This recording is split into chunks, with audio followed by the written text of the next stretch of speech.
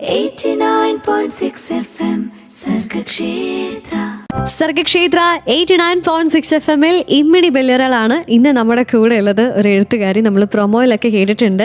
Indian rainbow, snow lotus, അവളവൾ ശരണം തുടങ്ങിയ എഴുത്തുകളിലൂടെ മലയാളി മനസ്സ് കവർന്നെടുത്ത lieutenant colonel doctor Sonia Cherian. And നമുക്കറിയാം മലയാളത്തിലെ ആദ്യമായി വന്ന പട്ടാളക്കാരുടെ ഓർമ്മക്കുറിപ്പാണ് ഇന്ത്യൻ റെയിൻബോ. ഒരുപാട് ചർച്ചാ വിഷയമായ ഒരു ഓർമ്മക്കുറിപ്പ്. അപ്പം അതിനെക്കുറിച്ചും തുടങ്ങിയ കാര്യങ്ങളൊക്കെ നമുക്ക് ഇന്നത്തെ ഇമ്മിണി ബെല്ലുരാളിൽ കേട്ടറിയാം. മാമിന്റെ ആ ഒരു പട്ടാള ജീവിതം, അതുപോലെ തന്നെ എഴുത്തുകാരി എന്ന നിലയിൽ, ഒരു അമ്മ എന്ന നിലയിൽ, ഒരു പേഴ്സണൽ ജീവിതത്തെ കുറിച്ചൊക്കെ നമുക്ക് ചോദിച്ചറിയാം. So ma'am, welcome to the show. Thank you Jo. നമസ്കാരം മാം.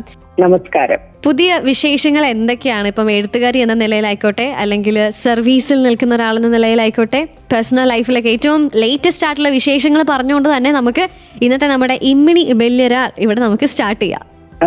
പുതിയ വിശേഷങ്ങള്, എഴുത്തിന്റെ വിശേഷങ്ങളാണെങ്കിൽ ഒരു മാതൃഭൂമി വാരാന്തപതിപ്പില് ഒരു കോളം ചെയ്യുന്നുണ്ട്. എഴുത്തും വരയും എന്ന് പറഞ്ഞൊരു കോളമാണ്. അതില് ഹൈ ആൾട്ടിറ്റ്യൂഡ്, അത്യുന്നതങ്ങളിലുള്ള മനുഷ്യരുടെ, മൃഗങ്ങളുടെ, അങ്ങനെ അതിന്റെ 2 കുറിപ്പുകൾ വന്നു. മൂന്നാമത്തെ ഇപ്പൊ ഉടനെ വരും. അങ്ങനെ ആ കോളം ചെയ്തുകൊണ്ടിരിക്കുന്നുണ്ട്. പിന്നെ 1-2 ചെറിയ ചെറിയ കുറിപ്പുകളൊക്കെ ആയിട്ട് അതൊക്കെയാണ് എഴുത്തിന്റെ വിശേഷം ഉള്ളത്.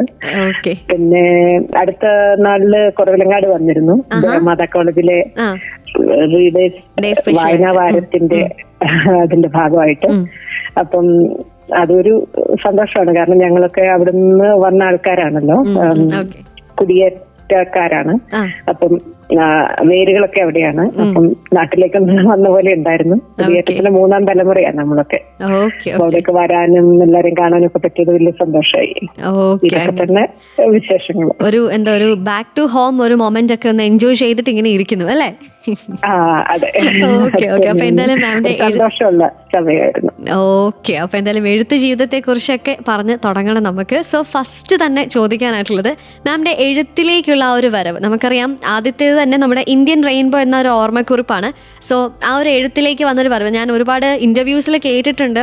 മാം പറഞ്ഞ കഥകൾ ഞാൻ മാമിന്റെ ആ എഴുത്ത്, വര, ആ ഒരു വരയോടുള്ള ആ ഒരു ഡയറി എപ്പോഴും കയ്യിലുണ്ടാവും എന്നുള്ളതൊക്കെ. അപ്പൊ അതുതന്നെ നമ്മൾ കേട്ടുകൊണ്ടിരിക്കുന്നവർക്കും ഒരിക്കൽ കൂടി മാമിൽ നിന്ന് അത് നേരിട്ട് കേൾക്കാനായിട്ട് ഞങ്ങൾ ആഗ്രഹിക്കുന്നുണ്ട്. സോ എഴുത്തിലേക്കുള്ള ആ ഒരു വരവിനെ കുറിച്ച് ഒന്ന് വിശദീകരിക്കാവോ? അത് കുഞ്ഞിലെ തന്നെ എഴുതുമായിരുന്നു. ചെറിയ പ്രായത്തിൽ ഇങ്ങനെ എന്തെങ്കിലും കുഞ്ഞു കവിതകളായിട്ടും കഥകളായിട്ടും ഒക്കെ കുറിച്ചിങ്ങനെ വെക്കുമായിരുന്നു. പിന്നെ അധികം ചിത്രങ്ങളുടെ കൂടെ കുഞ്ഞു കവിതകളും. അത് ചെറുപ്പത്തിലൊരു ചെറിയൊരു ദുസ്വഭാവം ഉണ്ടായിരുന്നു. കാരണം എന്താണെന്ന് വെച്ചാല് ഈ നോട്ട്ബുക്കുകള്, ഈവൻ കോപ്പി ബുക്കിലടക്കം പടം വരച്ചു വെക്കും.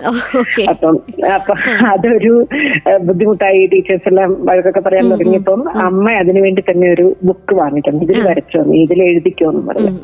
അപ്പം എഴുതാനുള്ളതും വരയ്ക്കാനുള്ളതും എല്ലാം അതിലിങ്ങനെ വരച്ച് അതിങ്ങനെ, പിന്നെ അതിങ്ങനെ ഒരു ബുക്ക് കയ്യിൽ വെക്കുന്നത് ഒരു ശീലമായി. എവിടെ പോയാലും അങ്ങനെ ഒരു കുഞ്ഞ് നോട്ട് പാഡ് ഉണ്ടാകുമായിരുന്നു. അങ്ങനെയാണ് എഴുത്തും വരെയൊക്കെ അങ്ങനെ തുടങ്ങിയതാ. പിന്നെ സീരിയസ് ആയിട്ട് അങ്ങനെ പബ്ലിഷ് ഒന്നും ചെയ്തിട്ടില്ലായിരുന്നു ചെറിയ പ്രായത്തിലൊന്നും. ഒരു തവണ ഈ 7-8 വയസ്സിലൊക്കെ നിറച്ചു എഴുതിയ ഒരു പുസ്തകം ഉണ്ടായിരുന്നു കയ്യില്. ഒരു സൈഡിലെ പടങ്ങളും മറ്റേ സൈഡിൽ കഥകളും ഒക്കെ ആയി. അപ്പൊ ഈ കസിൻസും ബ്രദറും ഒക്കെ കൂടി അത് കണ്ടുപിടിച്ച് അതിന്റെ കഥകളെല്ലാം ഒച്ചത്തിൽ വായിക്കൊക്കെ ചെയ്തപ്പോൾ അത് വലിയൊരു ചമ്മലായി. എവിടെ നിന്ന് കണ്ടാലും പിന്നെ അതിന്റെ കഥകളെ പറഞ്ഞ് കളിയാക്കലായി. പിന്നെ എഴുതുന്ന അന്നേരം തന്നെ ഈ കഥകളൊക്കെ അപ്പൊ തന്നെ കീറിക്കളയാ.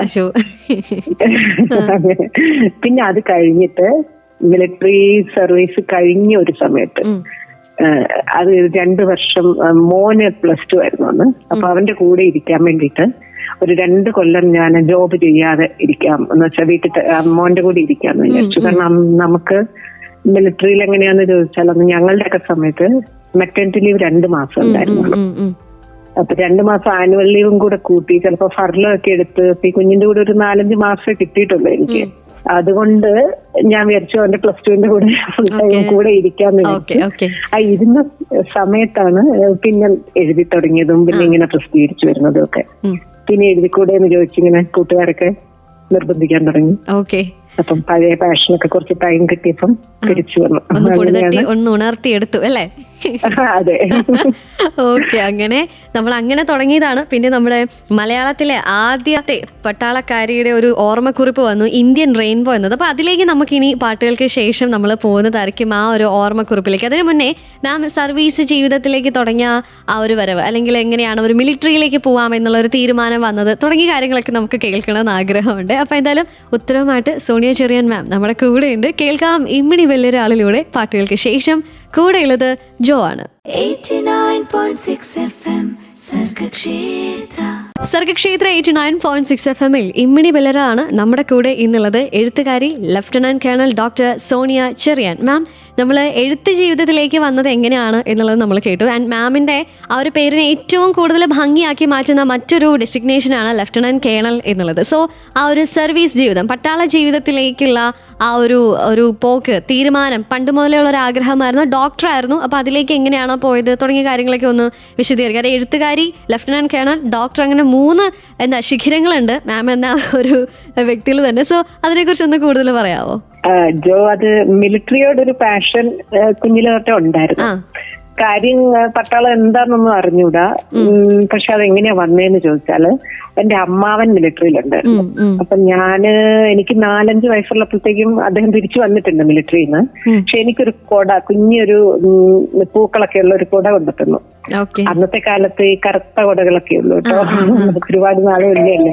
അപ്പൊ ഈ പൂക്കൊട അന്നൊരു വലിയൊരു എന്താ പറയാ, 1ാമത്തെ ദിവസം സ്കൂള് തുറന്നപ്പം കാര്യം കുട്ടികളൊക്കെ ഭയങ്കര കരച്ചില. കാരണം വീട്ടിൽ നിന്ന് വന്നതല്ലേ. പക്ഷെ അമ്മേനെ പിരിഞ്ഞതിന്റെ അതിന്റെ ഇടയ്ക്ക് എല്ലാരും വന്ന് ഈ പൂക്കട തത്തൊക്കെ നോക്കുന്നുണ്ട്. അപ്പൊ ഞാനിങ്ങനെ പറയുന്നുണ്ട്, ഞാൻ ബാഗ്ഡോഗ്രന്ന് വാങ്ങിയതാ, ബാഗ്ഡോഗ്രന്ന് അമ്മാവൻ കൊണ്ടുവന്നതാ. അപ്പൊ ഈ ബാഗ്ഡോഗ്ര എന്നുള്ള പേരൊക്കെ ഇത്തിരി കഷ്ടപ്പെട്ടിട്ടായിരിക്കും പറഞ്ഞിട്ടുണ്ടാകുക. അത് ചെറിയ കുട്ടിയല്ലേ. പക്ഷെ അങ്ങനെ ഒരു ഇമേജാ മനസ്സിൽ. പട്ടാളം എന്ന് വെച്ചാൽ ഏതൊക്കെയോ കണ്ടിട്ടും കേട്ടിട്ടില്ലാത്ത കാര്യങ്ങള്, ഏതൊക്കെയോ വിശേഷപ്പെട്ട പേരുള്ള സ്ഥലങ്ങള് ഇങ്ങനെ മനസ്സിൽ അങ്ങനെ കിടക്കുന്നുണ്ടായിരുന്നു. പിന്നെ ഹൗസ് സർജൻസിയില് കൂട്ടുകാരെല്ലാം ഇന്റർവ്യൂവിന് വേണ്ടി അപ്ലൈ ചെയ്തു. എന്നുവെച്ചാൽ അധികം നോർത്ത് ഇന്ത്യൻ ഫ്രണ്ട്സ് ഒക്കെ അപ്ലൈ ചെയ്തു. അപ്പൊ ഞാനും കൂടെ അപ്ലൈ ചെയ്തു. അപ്പൊ കുറച്ചു പേർക്കേ കോൾ ലെറ്റർ വന്നിട്ടുള്ളേ, കാരണം മാർക്കിന്റെ ബേസിലാണല്ലോ. അപ്പം കോൾ ലെറ്റർ ഒക്കെ വന്നു കഴിഞ്ഞപ്പോ പക്ഷെ വീട്ടുകാർക്കൊരു ബുദ്ധിമുട്ട് എന്ന് വെച്ചാൽ ഇത്രയും ദൂരെ ഒക്കെ അല്ലേ. അപ്പൊ ഇന്റർവ്യൂവിന് എനിക്ക് പോവാൻ പറ്റില്ല. അത് കഴിഞ്ഞിട്ട് പിന്നെ കല്യാണത്തിന് ശേഷം ഹസ്ബൻഡ് വലിയ സപ്പോർട്ടായിരുന്നു. അങ്ങനെയാണ് അങ്ങനെ 3-ാമത്തെ തവണയാണ് എനിക്ക് ഇന്റർവ്യൂവിന് കിട്ടിയത്. ഇന്റർവ്യൂവിന് 3 തവണ പോയി. അങ്ങനെ പട്ടാളത്തിലേക്ക് ചേരാനുള്ള സാഹചര്യം അങ്ങനെയാണ്. ഇഷ്ടമായിരുന്നു. ചോദിച്ചത് മിലിറ്ററിയിൽ എങ്ങനെയാ അതായിരുന്നല്ലോ. ഓക്കെ, അങ്ങനെ നമ്മളല്ലേ ആ ഒരു ജീവിതത്തെ കുറിച്ച് കേട്ടു. ഇനി ഇത് രണ്ടിന്റെയും ഒരു ചേർച്ചയാണ്, അല്ലെങ്കിൽ ഇത് രണ്ടുപേരും ഒരുമിക്കുന്ന ഒരു രംഗമുണ്ട് നമ്മുടെ എഴുത്തിലേക്ക് വരുമ്പം. അപ്പം അതെങ്ങനെയായിരുന്നു, അതിൻ്റെ ഒരു കോൺട്രിബ്യൂഷൻ, മ്യൂച്വൽ ആയിട്ടുള്ള ഒരു കോൺട്രിബ്യൂഷൻ എങ്ങനെയായിരുന്നു എന്നുള്ളതൊക്കെ നമ്മൾ മാം പറയാനായിട്ട് റെഡിയാണ്. സോ കേൾക്കാം ഇമ്മിണി വലിയൊരാളിലൂടെ. കൂടെയുള്ളത് ജോ ആണ്. ദിസ് ഈസ് സർഗക്ഷേത്ര 89.6 FM, കാതോരം കരുതലായി കാലത്തിനൊപ്പം. 89.6 FM സർഗക്ഷേത്ര. ഒരു പട്ടാളക്കാരത്തി എഴുത്തുകാരി ആയാൽ എങ്ങനെയിരിക്കും എന്നുള്ളതിന്റെ ഉത്തരമാണ് നമ്മുടെ കൂടെ എന്നുള്ള special guest lieutenant colonel doctor Sonia Cherian നമ്മുടെ കൂടെ ഇമ്മിണി വലിയൊരാളെ കൂടെ ഉണ്ട്. മാം, ഇനി നമ്മൾ മാമിന്റെ ആ ഒരു മിലിറ്ററി ജീവിതത്തിലേക്കുള്ള ഒരു തുടക്കം എങ്ങനെയായിരുന്നു, വായനയിലേക്കുള്ള അല്ലെങ്കിൽ എഴുത്തിലേക്കുള്ള ഒരു തുടക്കം എങ്ങനെയായിരുന്നു എന്നുള്ളത് കേട്ടു. ആൻഡ് ഇത് രണ്ടിനെയും നമ്മൾ ഒരുമിച്ച് ചേർത്ത് നിർത്തിയ ഒരു സമയമായിരുന്നു നമ്മുടെ ഈ ഒരു പുസ്തകം. അല്ലെങ്കിൽ മാം നമ്മൾ അറിഞ്ഞത് അങ്ങനെയായിരുന്നു, ഇന്ത്യൻ റെയിൻബോ ആയിക്കോട്ടെ, അവളവൾ ശരണം എന്നുള്ളതായിക്കോട്ടെ, സ്നോ ലോട്ടസ് ആയിക്കോട്ടെ, ഇപ്പം പുതിയതായിട്ട് മാം എഴുതുന്ന പുസ്തകമായിക്കോട്ടെ, ഇതൊക്കെ മാമിന്റെ ഒരു മിലിറ്ററി ലൈഫും പേഴ്സണൽ ജീവിതവും എല്ലാം കൂടെ ചേർന്ന് കിടപ്പുണ്ട്. അപ്പോൾ എന്തായാലും ഈ ഒരു വായനയിലേക്ക് മിലിറ്ററി ജീവിതത്തിന്റെ കോൺട്രിബ്യൂഷൻ എന്തൊക്കെയായിരുന്നു, എത്രമാത്രമായിരുന്നു എന്നുള്ളതൊന്ന് വ്യക്തമാക്കാവോ? വായന പണ്ട് തൊട്ടേ കുഞ്ഞിലെ തൊട്ടേ ഉണ്ടായിരുന്നു. ഇഷ്ടമല്ലേ വായിക്കാൻ, നന്നായിട്ട് ഒരു കിട്ടുന്ന പുസ്തകം എല്ലാം എടുത്ത് വായിക്കുമായിരുന്നു. അങ്ങനെ ഇന്നതെന്നൊന്നും ഇല്ലായിരുന്നു. അത് കഴിഞ്ഞ് എവിടെ പോയാലും ഒരു പാഷനായിരുന്നു. പക്ഷെ മിലിറ്ററിയിൽ ചേർന്ന് കഴിഞ്ഞപ്പം എന്താന്ന് വെച്ചാൽ നമ്മളെ ഈ കണ്ടോൺമെന്റുകളിലൊക്കെ ഈ പഴയ ലൈബ്രറികളിലുണ്ടാവും. ഒരുപാട് പഴയ ലൈബ്രറികള് ഈ ബ്രിട്ടീഷ് ടൈം തൊട്ട് പുസ്തകമൊക്കെ വളരെ സൂക്ഷിച്ച് പൊടിയൊന്നും ഇല്ലാതെ ഇങ്ങനെ വെക്കും. അപ്പം ബറേലി കണ്ടോൺമെന്റ് ഒക്കെ എത്രയോ പഴയ കണ്ടോൺമെന്റ് എന്ന് വെച്ചാൽ 150 വർഷത്തിലധികം പഴക്കമുള്ള കണ്ടോൺമെന്റിലെ ഈ പഴയ ലൈബ്രറികള്, ഈ പഴയ തടിയലമാരകൾക്കകത്ത് ഈ പഴയ പുസ്തകങ്ങള് നമ്മളിങ്ങനെ കാണുമ്പോൾ പുതിയതും ഉണ്ട് കേട്ടോ. എന്ന് വെച്ചാല് പഴയതിനോടുള്ള ഒരു കൗതുകം, നമ്മൾ ഈ പഴയ ബ്രിട്ടീഷ് ഓഫീസേഴ്സിന്റെ സ്റ്റൈലൊക്കെ ആയിട്ട് അങ്ങനത്തെ അത്രയും പഴയ ബുക്കുകൾ പോലും അതിനകത്തുനിന്ന് ഇങ്ങനെ വിചിത്രമായ പുസ്തകങ്ങളൊക്കെ ഞാൻ കണ്ടുപിടിച്ചിട്ടുണ്ട്. അപ്പം അതൊരു രസമായിരുന്നു. അതിന്റെ അപ്പൊ ആ കാലത്തിലേക്ക് നമ്മളെ അവർ കൊണ്ടുപോകും. ഈവൻ കുട്ടികളുടെ സെഷനിലേക്ക് മക്കളെയും കൊണ്ട് ഞാൻ ഈ കുട്ടികളുടെ സെഷനിൽ പോകുമ്പോൾ പോലും അവിടെ ഏതൊക്കെയോ ഈ 1910 എന്നൊക്കെ എഴുതി കുട്ടികൾ സൈൻ ചെയ്ത പുസ്തകങ്ങള്, അങ്ങനെ ചെറിയ കുട്ടികളുടെ അങ്ങനെ വായനയുടെ ഒരു നല്ല, പിന്നെ നമ്മൾ ഏത് മലയിൽ പോയാലും മിലിറ്ററിക്ക് ഒരിതുണ്ടല്ലോ, നമുക്കൊരു അഫർമേഷൻ ഓത്ത് എടുക്കണം നമ്മൾ ജോയിൻ ചെയ്യുമ്പോൾ. നമ്മൾ അത് വേറെ ഓഡിറ്റ് by land or by sea or by air, അതായത് കടലിലോ ആകാശത്തോ കരയിലോ എവിടെ എപ്പം ഓർഡർ ചെയ്താലും അവിടെ വർക്ക് ചെയ്യാൻ സന്നദ്ധരായിരിക്കും. അപ്പം നമുക്ക് ഒരുപാട് ട്രാവലിംഗ് ഉണ്ടല്ലോ, അത് യാത്രകള് അത്രയും നമ്മുടെ രാജ്യമാണെങ്കിലും അത്രയും ഡിഫറെന്റ് ആയിട്ടുള്ള ഒരു ദേശം. അതായത് ഒരു സ്ഥലത്ത് നിന്ന് വേറൊരു സ്ഥലത്തേക്ക് ഒരു ചെറിയ ദൂരം കഴിയും തോറും നമ്മുടെ കാലാവസ്ഥ മാറും, നമ്മുടെ വേഷഭൂഷാദികൾ മാറും, ഭാഷ മാറും, ഗന്ധം മാറും, എല്ലാം മാറും. അപ്പം ലോകത്തിലെ എല്ലാ റേസസിൽ നിന്നുള്ള മനുഷ്യരുണ്ട്, ഒരുപാട് ഭാഷകളുണ്ട്. അപ്പൊ നമ്മള് ഇങ്ങനെ നമ്മൾ പട്ടാളക്കാർക്ക് ഈ men and women in uniform we get the chance to go to each and every corner of the country. ഇപ്പൊ ഏറ്റവും മൂലയിലും വക്കിലും വിളിമ്പിലും പ്രത്യേകിച്ച് അതിർത്തിയിലും. പക്ഷെ അങ്ങനെയുള്ള സ്ഥലങ്ങളിലൊക്കെ ഈ വായനയുടെ കാര്യം ചോദിക്കുമ്പോൾ ചിലപ്പം ഈ അതിർത്തി മലകളുടെ മേലെയൊന്നും റേഞ്ചേഴ്സ് ഒന്നും ഉണ്ടാവില്ല, ഫോൺ കിട്ടത്തില്ല, ചിലപ്പം TV കിട്ടത്തില്ല. പക്ഷെ എല്ലായിടത്തും റേഞ്ച് എന്നൊരു സാധനം ഉണ്ടല്ലോ, അത് പുസ്തകങ്ങളാണ്. അപ്പൊ പുസ്തകങ്ങൾ എപ്പോഴും ഉണ്ടാകും, എല്ലാവരുടെ കയ്യിലും ഉണ്ടാകും. ഒരുവിധം നമ്മളൊക്കെ ഇങ്ങനെ ഞങ്ങൾ ഈ ഓപ്പരാക്രം ഉണ്ടല്ലോ എന്ന് വെച്ചാല് അതൊരു മിലിറ്ററി മൂവ്മെന്റ് ആയിരുന്നു. പാർലമെന്റ് അറ്റാക്കിന് ശേഷമുള്ള 2001 ആ സമയത്ത് നമ്മള് ഞാനൊക്കെ അന്ന് ഡെസേർട്ടില് മരുഭൂമിയിലെ അറ്റത്ത് ആ സമയത്ത് പോലും നമ്മുടെ ബുക്സ് നമ്മുടെ കൂടെ ഉണ്ടാവും.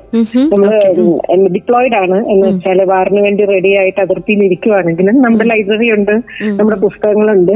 അപ്പം ബുക്സ് എല്ലായിടത്തും കൂടെ ഏത് റേഞ്ച് ഇല്ലാത്ത മലവണ്ടയിലും ബുക്കിന് റേഞ്ച് ഉണ്ടായിരുന്നു. അങ്ങനെയാണ് ഈ വായന നമ്മൾ കൂടുതൽ ഒരു കരുത്ത് നൽകിക്കൊണ്ടിരുന്നത്. എനിക്ക് തോന്നുന്നത് നമ്മുടെ ഇപ്പൊ സാധാരണഗതിയിൽ നമുക്ക് പെട്ടെന്ന് ഒരു മൂഡ് ഓഫ് ആയി കഴിഞ്ഞാൽ നമ്മൾ നേരെ ഇപ്പൊ ഞങ്ങളൊക്കെ ആണെങ്കിൽ ഇപ്പം എൻ്റെ കാര്യം പറയുകയാണെങ്കിൽ നമ്മൾ നേരെ യൂട്യൂബിൽ ഒരു വീഡിയോ എടുക്കുന്നു, അല്ലെങ്കിൽ ജസ്റ്റ് ഒരു പാട്ട് കേൾക്കുന്നു. അന്നത്തെ കാലത്ത് ഇപ്പം മാമിനെ സംബന്ധിച്ച് ഇപ്പം അങ്ങനത്തെ ഒരു സാഹചര്യത്തിൽ നമുക്ക് അങ്ങനെയുള്ള സാധനങ്ങളൊന്നും അവൈലബിൾ അല്ല. അപ്പം നമ്മുടെ ഒരു എൻ്റർടൈൻമെൻറ്റ് അല്ലെങ്കിൽ നമ്മുടെ ഒരു മൈൻഡിനെ വേറൊരു ലോകത്തിലേക്ക് കൊണ്ടുപോകാനായിട്ട് പുസ്തകങ്ങളാണ് കൂടെ ഉള്ളത്. അപ്പം ആ വായനയും അതുപോലെ തന്നെ അവിടുത്തെ സാഹചര്യങ്ങളും അനുഭവങ്ങളും ഒക്കെ നമ്മുടെ എഴുത്തിനും ഒരുപാട് മുതൽക്കൂട്ടായിട്ടുണ്ട്. അപ്പോൾ എന്തായാലും എഴുത്തിലേക്ക് നമ്മൾ ഇനിയും വരുന്നതായിരിക്കും. ഇനിയിപ്പോൾ മാം എഴുതാനായിട്ട് ആഗ്രഹിക്കുന്ന ഒരുപാട് പേരുണ്ട്. അപ്പോൾ അവരൊക്കെ മാമിനെ കേട്ടുകൊണ്ടിരിക്കുകയാണ്. മാമിൻ്റെ ഓരോ അനുഭവങ്ങൾ, ഓരോ വാക്കുകളും അവരിങ്ങനെ ഒപ്പിയെടുത്തുകൊണ്ടേ ഇരിക്കുകയാണ്. അങ്ങനെ ഒപ്പിയെടുക്കാനായിട്ട് ഇനിയും കുറേ കാര്യങ്ങൾ നമുക്ക് അവരിലേക്ക് പകരേണ്ടതായിട്ടുണ്ട്. അതൊക്കെ ചോദ്യങ്ങളുടെ രൂപത്തിൽ ഞാൻ ചോദിക്കുന്നതായിരിക്കും. ഉത്തരം പറയാനായിട്ട് മാം ഇവിടെ റെഡിയാണ്. പാട്ടുകൾക്ക് ശേഷം ഇനിയും കൂടുതലേറെ കാര്യങ്ങൾ നമുക്ക് ചോദിച്ചറിയാം. ഇമ്മിണി വലിയൊരാളാണ്, കൂടെയുള്ളത് ജോ ആണ്. 89.6 FM സർഗക്ഷേത്ര 89.6 FM-ൽ ഇമ്മിണി ബെല്ലറാണ് നമ്മുടെ കൂടെ ഇന്നുള്ള special guest, lieutenant colonel doctor Sonia Cherian, the writer. അപ്പോൾ എന്തായാലും മാമിൻ്റെ വിശേഷങ്ങൾ, എഴുത്ത് വിശേഷങ്ങൾ, അതുപോലെ തന്നെ മിലിറ്ററി ജീവിത വിശേഷങ്ങളൊക്കെ നമ്മളിങ്ങനെ കേട്ടുകൊണ്ടിരിക്കുകയായിരുന്നു. മാം, ഞാൻ മാമിൻ്റെ എഴുത്തിലൂടെയൊക്കെ പറഞ്ഞിട്ടുള്ള, അല്ലെങ്കിൽ ഒരുപാട് പേര് പറഞ്ഞിട്ടുള്ള, മാം തന്നെ പറഞ്ഞിട്ടുള്ള ഒരു കാര്യമാണ് ലൈഫിനെ വേറൊരു രീതിയിൽ ഈ ഒരു ജീവിതത്തെ കാണാനായിട്ട് തുടങ്ങി എന്നുള്ളത്. ഇപ്പം പല സമയത്ത് പല സ്ഥലങ്ങളിലേക്ക് പോകുന്നു, അവിടെ നമുക്ക് നമ്മൾ ഇതുവരെ ശീലിച്ചിട്ടില്ലാത്ത കാര്യങ്ങളൊക്കെ അവിടെ പോയി ശീലിക്കേണ്ടി വരുന്നു.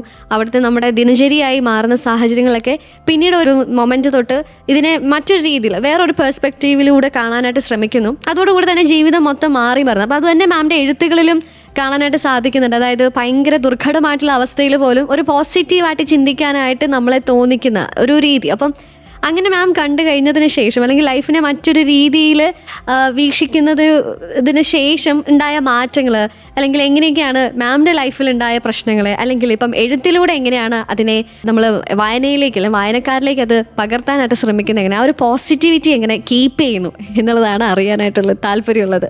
ഓക്കെ, നമ്മളെ യാത്രകൾ എന്ന് വെച്ചാൽ ഞങ്ങൾക്ക് തന്നെ ജീവിതം തന്നെ യാത്രയായിരുന്നല്ലോ.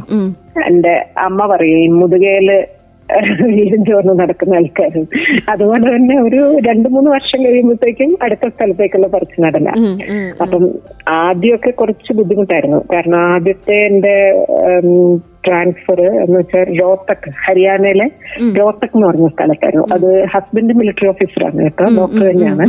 അപ്പൊ കല്യാണം കഴിഞ്ഞ ഉടനെ അന്ന് ഞാൻ പട്ടാളത്തിൽ ചേർന്നിട്ടില്ല. അപ്പം ഈ രോഹ്തക്കിലേക്കാണെങ്കിൽ നമ്മൾ കേരളത്തിൽ നിന്ന് അങ്ങ് പോവാണ്. നമുക്ക് ഇത്രയും പച്ചപ്പും വെള്ളവും അവിടെ ചെന്നപ്പോ കുറച്ച് ഡ്രൈ ആയിട്ടുള്ള സ്ഥലം ഹരിയാനയിലെ രോഹ്തക്, ദേവിലാലിന്റെ ഒക്കെ നാട് കേട്ടോ. ഈ ജാട്ടുകള് വലിയ നല്ല സൈസൊക്കെ ഉള്ള മനുഷ്യരാണ്. കുറച്ച് പരിക്കൻ രീതിയിൽ അവർ സംസാരിക്കുക, പക്ഷെ നല്ല മനുഷ്യരാണ്, ബേസിക്കലി നല്ല നന്മയുള്ള ആൾക്കാരാണ്. പക്ഷെ അവർ പറയുന്നത് കുറച്ച് പരിക്കൻ ലാംഗ്വേജാണ്. അപ്പൊ ഞാൻ ആദ്യമൊക്കെ ഒന്നും പൊരുത്തപ്പെടാൻ പറ്റുന്നില്ല. കാരണം അന്നൊന്നും ഇതുപോലെ ഈ എവിടെ പോയാലും മലയാളി ഫുഡ് അതൊന്നും കിട്ടുന്നില്ലല്ലോ. അതായത് നമുക്ക് കുത്തരിയുടെ ചോറ് വേണം, അതൊന്നും ഇല്ല. പിന്നെ പച്ചപ്പ് മാത്രം കണ്ട് വെള്ളമൊക്കെ കണ്ട് അവിടെ എങ്ങോട്ട് നോക്കിയാലും ഒരു മണ്ണിന്റെ ഒരു മഞ്ഞ നിറമൊക്കെ ആകുമ്പം ഈ വൈകുന്നേരമൊക്കെ ഈ 4 മണിക്കൊക്കെ ഈ ഇതിലൂടെ നടക്കും, എന്താ പറയാ, വില്ലേജസ്, തൊട്ടടുത്ത വില്ലേജസിലൊക്കെ ഇങ്ങനെ നടക്കാൻ പോകുമ്പം ഈ ചാണക വരളി കത്തിച്ചിട്ട് ഈ സൂഖാ റൊട്ടി ചുട്ടെടുക്കുന്ന ഒരു മണം വരും. അതൊക്കെ എനിക്ക് എങ്ങനെയെങ്കിലും ഒന്ന് നാട്ടിലേക്ക് ഓടിപ്പോവാൻ തോന്നും. ഈ കുത്തരി വേകുന്ന മണം വേണം, അങ്ങനെ ഒത്തിരി പൊരുത്തപ്പെടാൻ നല്ല ബുദ്ധിമുട്ടായിരുന്നു. അപ്പം അങ്ങനെ ഇരിക്കുമ്പോഴാണ് എന്ന് വെച്ചാല് ആൾക്കാർക്ക് അവിടെയുള്ള ഹരിയാനക്കാർക്ക് സൗത്ത് ഇന്ത്യ എന്നുള്ള ഒരു ഐഡിയ ഉള്ളൂ. മദ്രാസ് എന്ന് പറയും മാക്സിമം, കേരളം, കരയില, അതെവിടെയാ, അങ്ങനെയൊക്കെ കേരള എന്ന് പോലും അറിയില്ല, നമുക്ക് കരയില എന്നൊക്കെ പറയും. അപ്പൊ ഒരു ദിവസം ഞാൻ അവിടെ ഒരു കോളേജില് ട്യൂട്ടറായിട്ട് വർക്ക് ചെയ്യുക, ഡെന്റൽ കോളേജില്. അപ്പൊ ഞാൻ അവിടെ കോളേജിന്റെ ക്യാമ്പസിൽ തന്നെ ഒരു പോസ്റ്റ് ഓഫീസ് ഉണ്ട്. അപ്പൊ ഒരു ലെറ്റർ പോസ്റ്റ് ചെയ്യാൻ വേണ്ടി നാട്ടിലോട്ട് പോകാൻ വേണ്ടി പോസ്റ്റ് മാസ്റ്ററുടെ അടുത്ത് ചെന്നപ്പം ഞാൻ അയാളുടെ ലെറ്റർ അയാളെന്നെ തിരിച്ചു വിളിച്ചു. എന്നോട് പറഞ്ഞു ഇവിടെ ഫോറിൻ സ്റ്റാമ്പ് ഒട്ടിക്കത് കേരള. അപ്പൊ എനിക്ക് ദേഷ്യം, അയാളുടെ പുറകിൽ മാപ്പ് കിടക്കുന്നുണ്ട്. ഞാനത് എടുത്ത് മാപ്പ് അയാളുടെ ടേബിളെ വെച്ചത് ഉള്ളിലാണോ പുറത്താണോ പറയാന്നൊക്കെ പറഞ്ഞ് ചൂടായി. ഞാൻ ഇങ്ങനെ എന്നിട്ട് സങ്കടപ്പെട്ട എന്റെ ഒരു ഫ്രണ്ടിനെ വിളിച്ച്.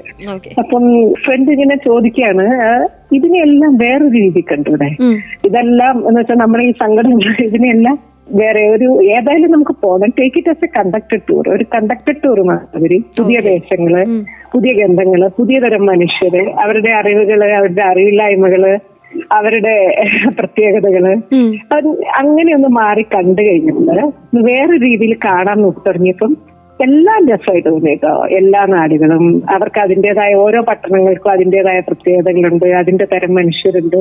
അപ്പൊ നമ്മള് ആ കാഴ്ചപ്പാട് മാറ്റി നോക്കിയപ്പോഴത്തേക്കും എല്ലാത്തിലും ഒരു ഭംഗി കാണാൻ തുടങ്ങി. പോയ സ്ഥലങ്ങളെ എല്ലാം എൻജോയ് ചെയ്യാൻ തുടങ്ങി. പിന്നെ അത് കഴിഞ്ഞിട്ട് നമ്മളത് ഒരു മാൻഡേറ്ററി ഉറപ്പായിട്ടുള്ള ഒരു കാര്യമായി.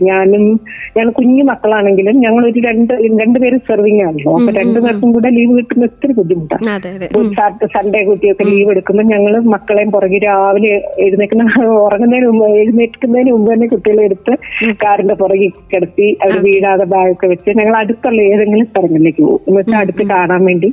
ഒരു സ്ഥലത്തുനിന്ന് 2-3 വർഷം കഴിയുന്നതിന് മുമ്പ് എല്ലാം കണ്ടു തീർക്കണം. അങ്ങനെ ഒരു അടുത്തുള്ള എല്ലായിടത്തൂടെയും പോവുക, ഇങ്ങനെ വില്ലേജുകളിൽ കൂടെ നടക്കുക, അങ്ങനെ വേറൊരു രീതിയിൽ കാണാൻ തുടങ്ങിയപ്പോഴാണ് അതിന്റെ ഭംഗി ഒന്ന് കാണാൻ പറ്റി. My travels have changed me എന്ന് പറഞ്ഞ ഇതിന്റെ ഒരു എൻട്രിയുടെ സമയത്ത് ഈ സുഖാ റൊട്ടിയുടെ. എന്നിട്ട് ലാസ്റ്റ് എന്റെ പോസ്റ്റിംഗ് ആണ് നാഗാലാൻഡില് ദിമാപൂരില് ഓഫീസർ മെസ്സിൽ. അപ്പൊ സാറ്റർഡേ ആഫ്റ്റർനൂൺ. അപ്പൊ ഞങ്ങൾ ഇരുന്ന് ഇങ്ങനെ വർത്താനം പറയും, കാരണം ഹാഫ് ഡേ ആണല്ലോ, ഉച്ച കഴിഞ്ഞ് വലിയ പണിയൊന്നും ഇല്ല. അപ്പം പോയി കിടന്നത് പിന്നെ സൺഡേ ആണ്. അപ്പൊ ഞങ്ങൾ ഇങ്ങനെ മെസ്സിലിരുന്ന് സംസാരിക്കുമ്പോൾ ഓരോരുത്തരുടെ ഇങ്ങനെ നൊസ്റ്റാൾജിക്ക് എന്താ പറയാ ഗൃഹാതുരത്വ ഓർമ്മകൾ, അല്ലെങ്കിൽ ഞങ്ങളുടെ നാട്ടില് കണ്ണൂർ സൈഡില് പോഞ്ഞാറെന്ന് പറയും. പിന്നെ ഓരോരുത്തരും പറയണം ഓരോരുത്തരുടെ ഇഷ്ടമുള്ള ഫുഡൊക്കെ.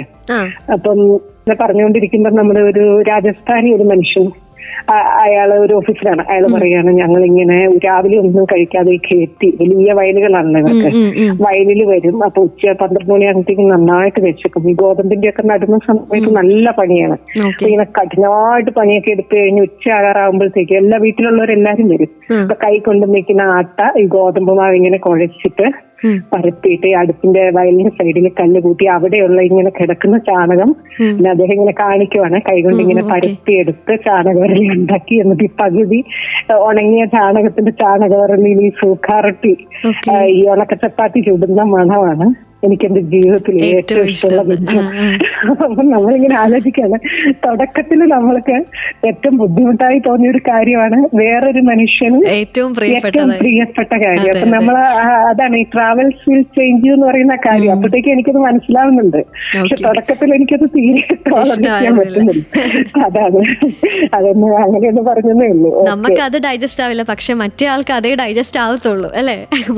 അതെ, ഇത്തരം തരം മനുഷ്യനാണ്. എന്തോരം വ്യത്യസ്ത രുചികളാണ്. മറ്റുള്ളവരുടെ രുചികളെയും മറ്റുള്ളവരുടെ ഇഷ്ടങ്ങളെയും കൂടെ നമ്മൾ മാനിക്കണം. അതൊക്കെ കണ്ടും കേട്ടും ഒക്കെ മാറിപ്പോകും. അതെ അതെ. അങ്ങനെ എന്തായാലും ഒരുപാട് യാത്രകൾ ഇപ്പൊ മാമിന്റെ സർവീസ് കാലഘട്ടത്തിലാണെങ്കിലും ട്രാൻസ്ഫറിലൂടെയൊക്കെ ഒരുപാട് സ്ഥലങ്ങൾ ഇപ്പൊ മാം പറഞ്ഞ പോലെ പുതിയ മനുഷ്യർ, പുതിയ രീതി, പുതിയ കൾച്ചർ, പുതിയ ഗന്ധമൊക്കെ അനുഭവപ്പെടുന്ന മാമിന് ഏറ്റവും പ്രിയപ്പെട്ടതായി കിടക്കുന്ന ഒരു സ്ഥലമുണ്ടെങ്കിൽ അത് ഏതാണെന്ന് അറിയാനായിട്ട് നമുക്ക് താല്പര്യമുണ്ട്. പാട്ടുകൾക്ക് ശേഷം നമ്മൾ അത് കേട്ടറിയുന്നതായിരിക്കും. നമ്മുടെ സ്വന്തം ഇമ്മിണി ബെല്ലിരാളിലൂടെ കൂടെയുള്ളത് ജോ ആണ്. 89.6 FM സർഗക്ഷേത്ര. സർഗക്ഷേത്ര 89.6 FM ഇമ്മിണി ബെല്ലറാണ് നമ്മുടെ കൂടെ ഇന്നുള്ളത്. ഇന്ത്യൻ റെയിൻബോ, സ്നോ ലോട്ടസ്, അവൾ ശരണം തുടങ്ങിയ പുസ്തകങ്ങളിലൂടെയൊക്കെ നമുക്ക് ഏറെ പ്രിയങ്കരിയായിട്ടുള്ള എഴുത്തുകാരി lieutenant colonel doctor Sonia Cherian. Ma'am, നമ്മളിങ്ങനെ മാമിൻ്റെ സർവീസ് കാല ഓർമ്മകളിലൂടെയൊക്കെ നമ്മൾ പോയിക്കൊണ്ടിരിക്കുകയായിരുന്നു. മറ്റുള്ളവരുടെ ഇഷ്ടത്തെയും അല്ലെങ്കിൽ അവരെ കൂടെ നമ്മൾ മാനിക്കണം എന്നൊക്കെ നമ്മളിങ്ങനെ പറഞ്ഞ് നിർത്തിക്കൊണ്ടിരിക്കുമ്പോൾ ഇനി നമ്മൾ കേട്ടറിയാനായിട്ട് ആഗ്രഹിക്കുന്നത്, ഇപ്പം മാം തന്നെ പറഞ്ഞു, ഇപ്പം പല സ്ഥലങ്ങളിലൂടെ യാത്ര ചെയ്യാറുണ്ട്. ഇപ്പം യാത്ര തന്നെ മാമിൻ്റെ ജീവിതത്തിൽ ഒരു പ്രധാന പങ്ക് വഹിക്കുന്നുണ്ട്. ഇപ്പം സർവീസിലായിരിക്കുന്ന സമയത്ത് ഒരുപാട് ട്രാൻസ്ഫർ നമ്മൾക്ക് പോവേണ്ടതായിട്ടുണ്ട്. ഈ സമയങ്ങളിലൊക്കെ ഒരുപാട് സ്ഥലങ്ങൾ മാറി മാറി മാറി ജീവിച്ചിട്ടുള്ള ഒരു വ്യക്തി എന്ന നിലയിൽ ഏറ്റവും പ്രിയപ്പെട്ടതായിട്ട് മനസ്സിൽ ഇപ്പോഴും ഇടം പിടിച്ചു കിടക്കുന്ന ഒരു സ്ഥലം ഏതായിരിക്കും എന്നുള്ളത് ഒന്ന് പറയാവോ? ഓർമ്മയിൽ നിന്നൊരു ഏട് ഞങ്ങളോടൊന്ന് പങ്കുവെക്കാവോ? ജോ, അങ്ങനെ ചോദിക്കുമ്പോള് ഞാനിങ്ങനെ ആലോചിച്ച് നോക്കി. ഇന്ത്യൻ റെയിൻബോയില് ഏറ്റവും അധികം എഴുതിയിട്ടുള്ളത് ഏത് സ്ഥലത്തെ പറ്റിയാണ്? അത് അരുണാചലാണ്. തവാങ് പോസ്റ്റിംഗ് ആണ്. അപ്പം അത് തന്നെയാണ് എനിക്ക് ഏറ്റവും ഇഷ്ടപ്പെട്ട സ്ഥലം. ഒരു 7 ചാപ്റ്റർ എങ്കിലും അതിനെപ്പറ്റി എഴുതിയിട്ടുണ്ട്. അത് കാര്യം 3 വർഷം ഉണ്ടായിരുന്നുള്ളൂ. ട്രാൻസ്ഫർ കിട്ടിയ സമയത്ത് നല്ല സങ്കടത്തിലാ പോയത്. ഒരു ചെറിയ കുട്ടിയുള്ളേ. അപ്പം ഹൈ ആൾട്ടിറ്റ്യൂഡ് പോസ്റ്റിംഗാ. ഓക്സിജന്റെ കുറവൊക്കെ കുഞ്ഞുങ്ങൾക്ക് പ്രശ്നമാകും. അങ്ങനെയൊക്കെ കുറച്ച് നല്ല വറിയൊക്കെ ഉണ്ടായിരുന്നു. തവാങ് എന്ന് പറഞ്ഞാല് അരുണാചൽ പ്രദേശിന്റെ ഉയരത്തിലുള്ള ഭാഗം, ചൈന ബോർഡറാണ്. അതിന്റെ പരിസരത്ത്, നമുക്ക് ലൊക്കേഷൻ കറക്റ്റ് പറയാൻ പറ്റില്ല, അതിന്റെ ആ പരിസരങ്ങളിലായിരുന്നു ആ സ്ഥലം. ഒരു മിലിറ്ററി ഹോസ്പിറ്റൽ, ഒരു ചെറിയ ഒരു അതിന്റെ കൂടെ ഒരു മേക്ക് ഷിഫ്റ്റ് ഈ ടെന്റിലുള്ള ഒരു ഡെന്റൽ സെക്ഷൻ ആയിരുന്നു അത്. പക്ഷെ എന്താ പറയാ, വല്ലാതെ മനസ്സിനെ തൊട്ട ഒരു പോസ്റ്റിംഗ് ആയിരുന്നു. കാരണം ഈ ഒരുപാട് ടിബറ്റ് അതിന്റെ അപ്പുറത്താണ്, തൊട്ടടുത്താണ്. ഒരു വെളിപ്പാട് ദൂരം എന്ന് പറയാം. അതിന് ഒരുപാട് മലകള്, മഞ്ഞുമലകള്, പിന്നെ ശാന്തമായ പ്രകൃതി, പിന്നെ കുറച്ച് ഫാമിലിയുടെ കൂടി ഇരിക്കാനാണെങ്കിലും ഒരുപാട് തിരക്കില്ലാത്ത OPD ക്ലിനിക്കിലൊക്കെ ആണെങ്കിലും ഒത്തിരി തിരക്കില്ല. നമുക്ക് കുടുംബത്തിന്റെ കൂടെ ചെലവഴിക്കാൻ, കുഞ്ഞുങ്ങൾ ചെറിയ കുട്ടികളാണ്, അപ്പം മക്കൾ അവിടുന്ന് വളരുന്നു. ഈ മലയുടെ മേലെ ഇങ്ങനെ കൂർത്ത മലകളാണ്. അപ്പൊ ഈ കൂർത്ത മലകളുടെ മേലെ ഒരു ചെറിയ നിരപ്പിലായിരിക്കും സ്കൂളുകളും നഴ്സറി സ്കൂള്, നമ്മുടെ മിലിറ്ററി ഹോസ്പിറ്റലിൽ കുറച്ച് താഴെ. അപ്പം അങ്ങനെ ഈ കുഞ്ഞുങ്ങൾ മലകളിൽ വളരുന്നു. അവിടെ ഒന്നും വലിയ ഇതൊന്നുമില്ല. ഈ ടൗൺ ഇല്ലാത്തത് കൊണ്ട് തന്നെ തിയേറ്ററോ അതുപോലെ ഈറ്റൗട്ടോ അങ്ങനത്തെ ഒന്നും ഇല്ലെങ്കിലും വളരെ സന്തോഷമായിട്ട് സമാധാനം കഴിഞ്ഞൊരു കാലമായിരുന്നു. പിന്നെ ഈ ബുദ്ധ സന്യാസിമാരുടെ ഈ മൊണസ്ട്രികൾ ഒരുപാടുണ്ട്. ഈ ടിബറ്റീന്ന് ഓടി വന്ന ആൾക്കാരാണ്. അപ്പൊ അവരോടുമായിട്ടൊക്കെ ഇടപഴകുകയും മൊണസ്ട്രികളുടെ അടുത്ത് നമ്മൾ മെഡിക്കൽ ക്യാമ്പ്സ് ഒരുപാട് വെക്കും.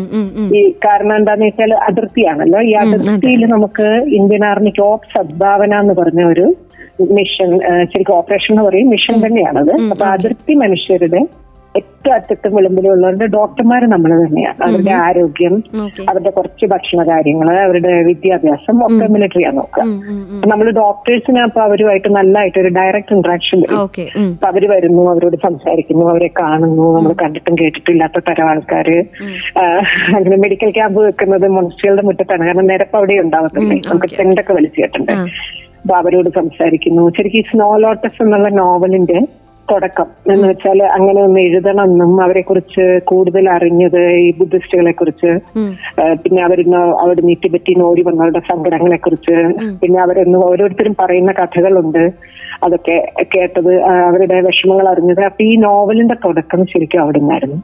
പിന്നെ അവരോട്ട് നല്ല മനുഷ്യര് എന്ന് വെച്ചാൽ ഈ നമ്മൾ പറയില്ലേ ഉള്ളിലുള്ളതുപോലെ തന്നെ പുറത്ത് കാണിക്കുന്നു.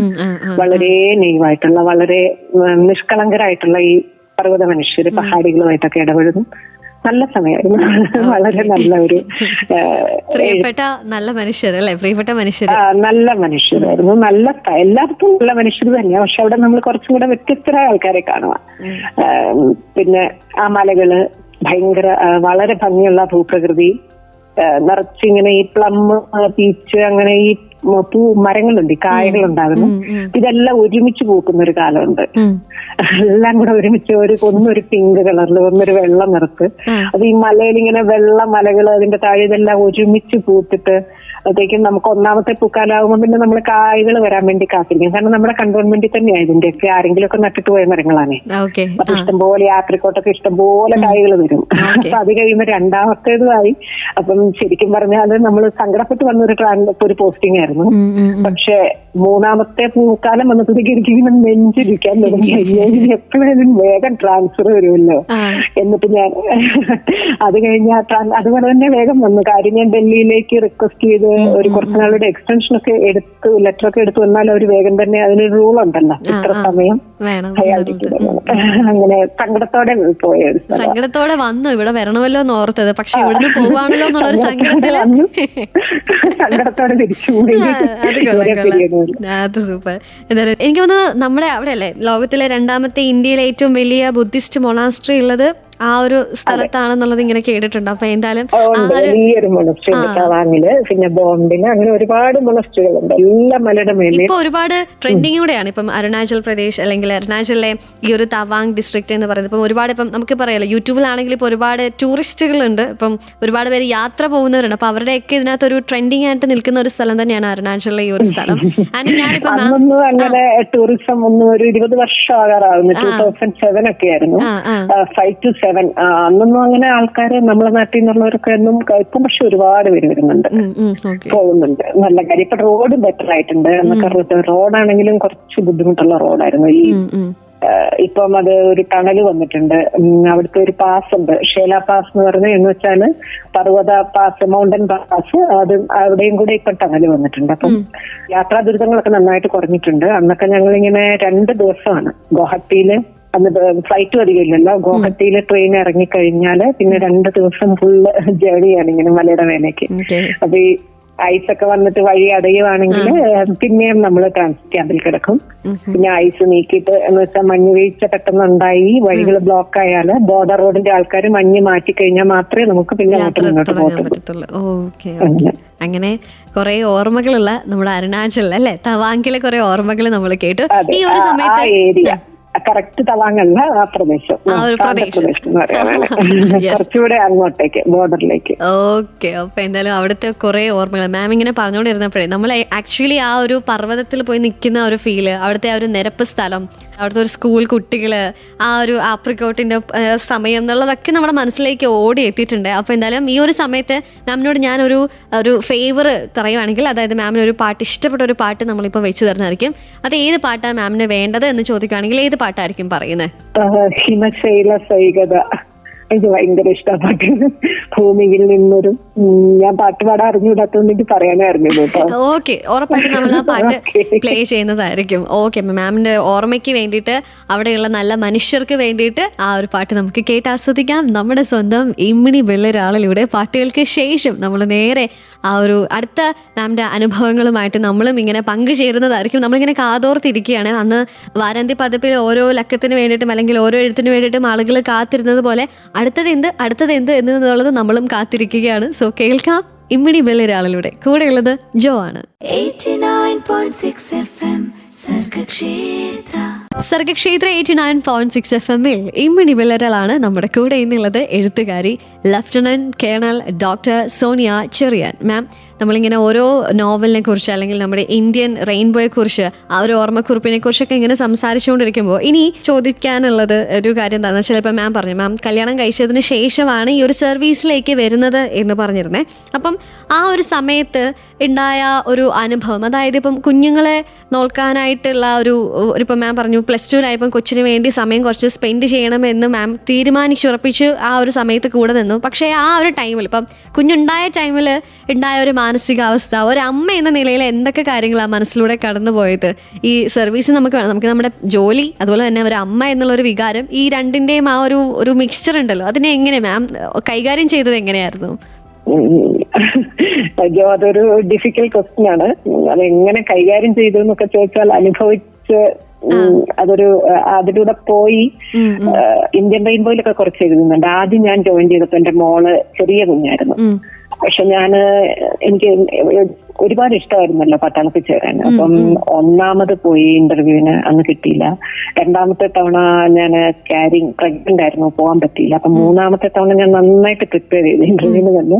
അപ്പൊ ഇങ്ങനെ പോയി അങ്ങനെ ഇന്റർവ്യൂവിന് കിട്ടിയിരിക്കുമ്പോഴാണ് ഓപ്പരാക്രം തുടങ്ങുന്നത്. ഓപ്പരാക്രം എന്ന് പറഞ്ഞാല് ഇന്ത്യൻ ആർമി മുഴുവൻ എന്ന് ഒരു മൂവ്മെന്റ് ആയിരുന്നു. അത് നമ്മള് ബംഗ്ലാദേശ് വാറിന് ശേഷം ഉണ്ടായ ഏറ്റവും വലിയ മിലിറ്ററി മൂവ്മെന്റ് ആയിരുന്നു അത്. അപ്പൊ നമ്മൾ പട്ടാളം മുഴുവൻ അതിരിലാണ്. അങ്ങനെയുള്ള അതിർത്തിയിലുള്ള ഒരു ഫീൽഡ് ഹോസ്പിറ്റലിലേക്കാണെന്ന് ഡിപ്ലോയ്മെന്റ് വന്നത്. എന്ന് വെച്ചാൽ എന്റെ പോസ്റ്റിംഗ് വന്നത് അതിർത്തിയിൽ ഡിപ്ലോയിഡ് ആയിട്ടുള്ള ഒരു ഫീൽഡ് ഹോസ്പിറ്റൽ. അത് മാത്രമല്ല, അതൊരു സ്ട്രൈക്ക് കോറിന്റെ പാർട്ടായിരുന്നു ആ ഫീൽഡ് ഹോസ്പിറ്റൽ. സ്ട്രൈക്ക് കോർ എന്ന് പറഞ്ഞു കഴിഞ്ഞാല് വാർ ഉണ്ടാവുകയാണെങ്കിൽ, വാർ ഉണ്ടാവും എന്നുള്ള ഇതിലാണ് ഇരിക്കുന്നത്. അങ്ങനത്തെ ഒരു സിറ്റുവേഷൻ ആയിരുന്നു അന്ന്. അപ്പം സ്ട്രൈക്ക് കോർ എന്ന് പറഞ്ഞ ഒരു വാർ ഉണ്ടാവുകയാണെങ്കിൽ ഫസ്റ്റ് മൂവ് ചെയ്യേണ്ടത് സ്ട്രൈക്ക് കോർ ആണ്. പിന്നെ ഹോൾഡിംഗ് കോർ, വേറെയുള്ള കോർ. അപ്പൊ ഈ സ്ട്രൈക്ക് കോറിന്റെ ഭാഗമായ ഫീൽഡ് ഹോസ്പിറ്റൽ ഇതെല്ലാം അറിയാം. അപ്പം നല്ലൊരു കൺഫ്യൂഷൻ വന്നു. കാരണം സാധാരണഗതിയിൽ ചെറിയ കുട്ടികളുള്ള അമ്മമാർക്കൊക്കെ നമുക്ക് കുഞ്ഞുങ്ങളെ വെക്കാവുന്ന ഒരു സ്ഥലമേ കൊടുക്കാറുള്ളൂ, എന്ന് വെച്ചാൽ നമുക്ക് കുഞ്ഞുങ്ങളുടെ കൂടെ. പക്ഷെ ഇതിപ്പം ആർമി മുഴുവൻ ഫീൽഡിലാണ്, ആർമി മുഴുവൻ അതിർത്തിയിലാണ്, മുഴുവൻ ഡിപ്ലോയിഡ് ആയതുകൊണ്ട് എനിക്ക് കിട്ടിയത് ഇങ്ങനത്തെ ഒരു പോസ്റ്റിംഗ്. അപ്പം നല്ലൊരു കൺഫ്യൂഷൻ, എങ്ങനെ പോണോ പോണ്ടയോ. ഈവൻ നമ്മൾ ജോയിൻ ചെയ്യാൻ വേണ്ടി കയറുന്ന സമയം വരെ ഇങ്ങനെ അങ്ങോട്ടും ഇങ്ങോട്ടും ഉണ്ടായിരുന്നു. പിന്നെ ടെന്റിലാണ്. അപ്പൊ ടെന്റിൽ പോയി സ്റ്റേ ചെയ്യേണ്ടി വരും. കുഞ്ഞിനെ ഇട്ടിട്ട് പോകണം, ഒരു വിധത്തിലും കൊണ്ടുപോകാൻ പറ്റില്ല, കാരണം ഫീൽഡ് ഹാർഡ് ഫീൽഡാണല്ലോ. അപ്പൊ പക്ഷെ അമ്മയാണ് ധൈര്യം തന്നത് ശരിക്കും. അമ്മ എന്നോട് പറഞ്ഞു, ഞാൻ നോക്കിക്കോളാം കുഞ്ഞിനെ, നീ പോ. കാരണം പോയി ഇപ്പൊ ഒരു തീരുമാനം, ചില തീരുമാനങ്ങളൊക്കെ നമ്മുടെ പറയില്ലേ, നമുക്ക് ആ കയ്യില് നമ്മളൊരാളുടെ കൈ അങ്ങ് വിട്ടുപോയാൽ പിന്നെ നമുക്ക് ഒരു കാലത്തും അത് തിരിച്ചു പിടിക്കാൻ പറ്റില്ല എന്ന് പറഞ്ഞ പോലെ അങ്ങ് അമ്മ എന്നോട് പറഞ്ഞു. ഇട്ടമ്മയെ ചെയ്തു. ഞാൻ അമ്മ ജോലി ചെയ്യുമായിരുന്നു, നമ്മൾ ലീവ് എടുത്തിട്ട് വന്ന ടീച്ചറാണ്.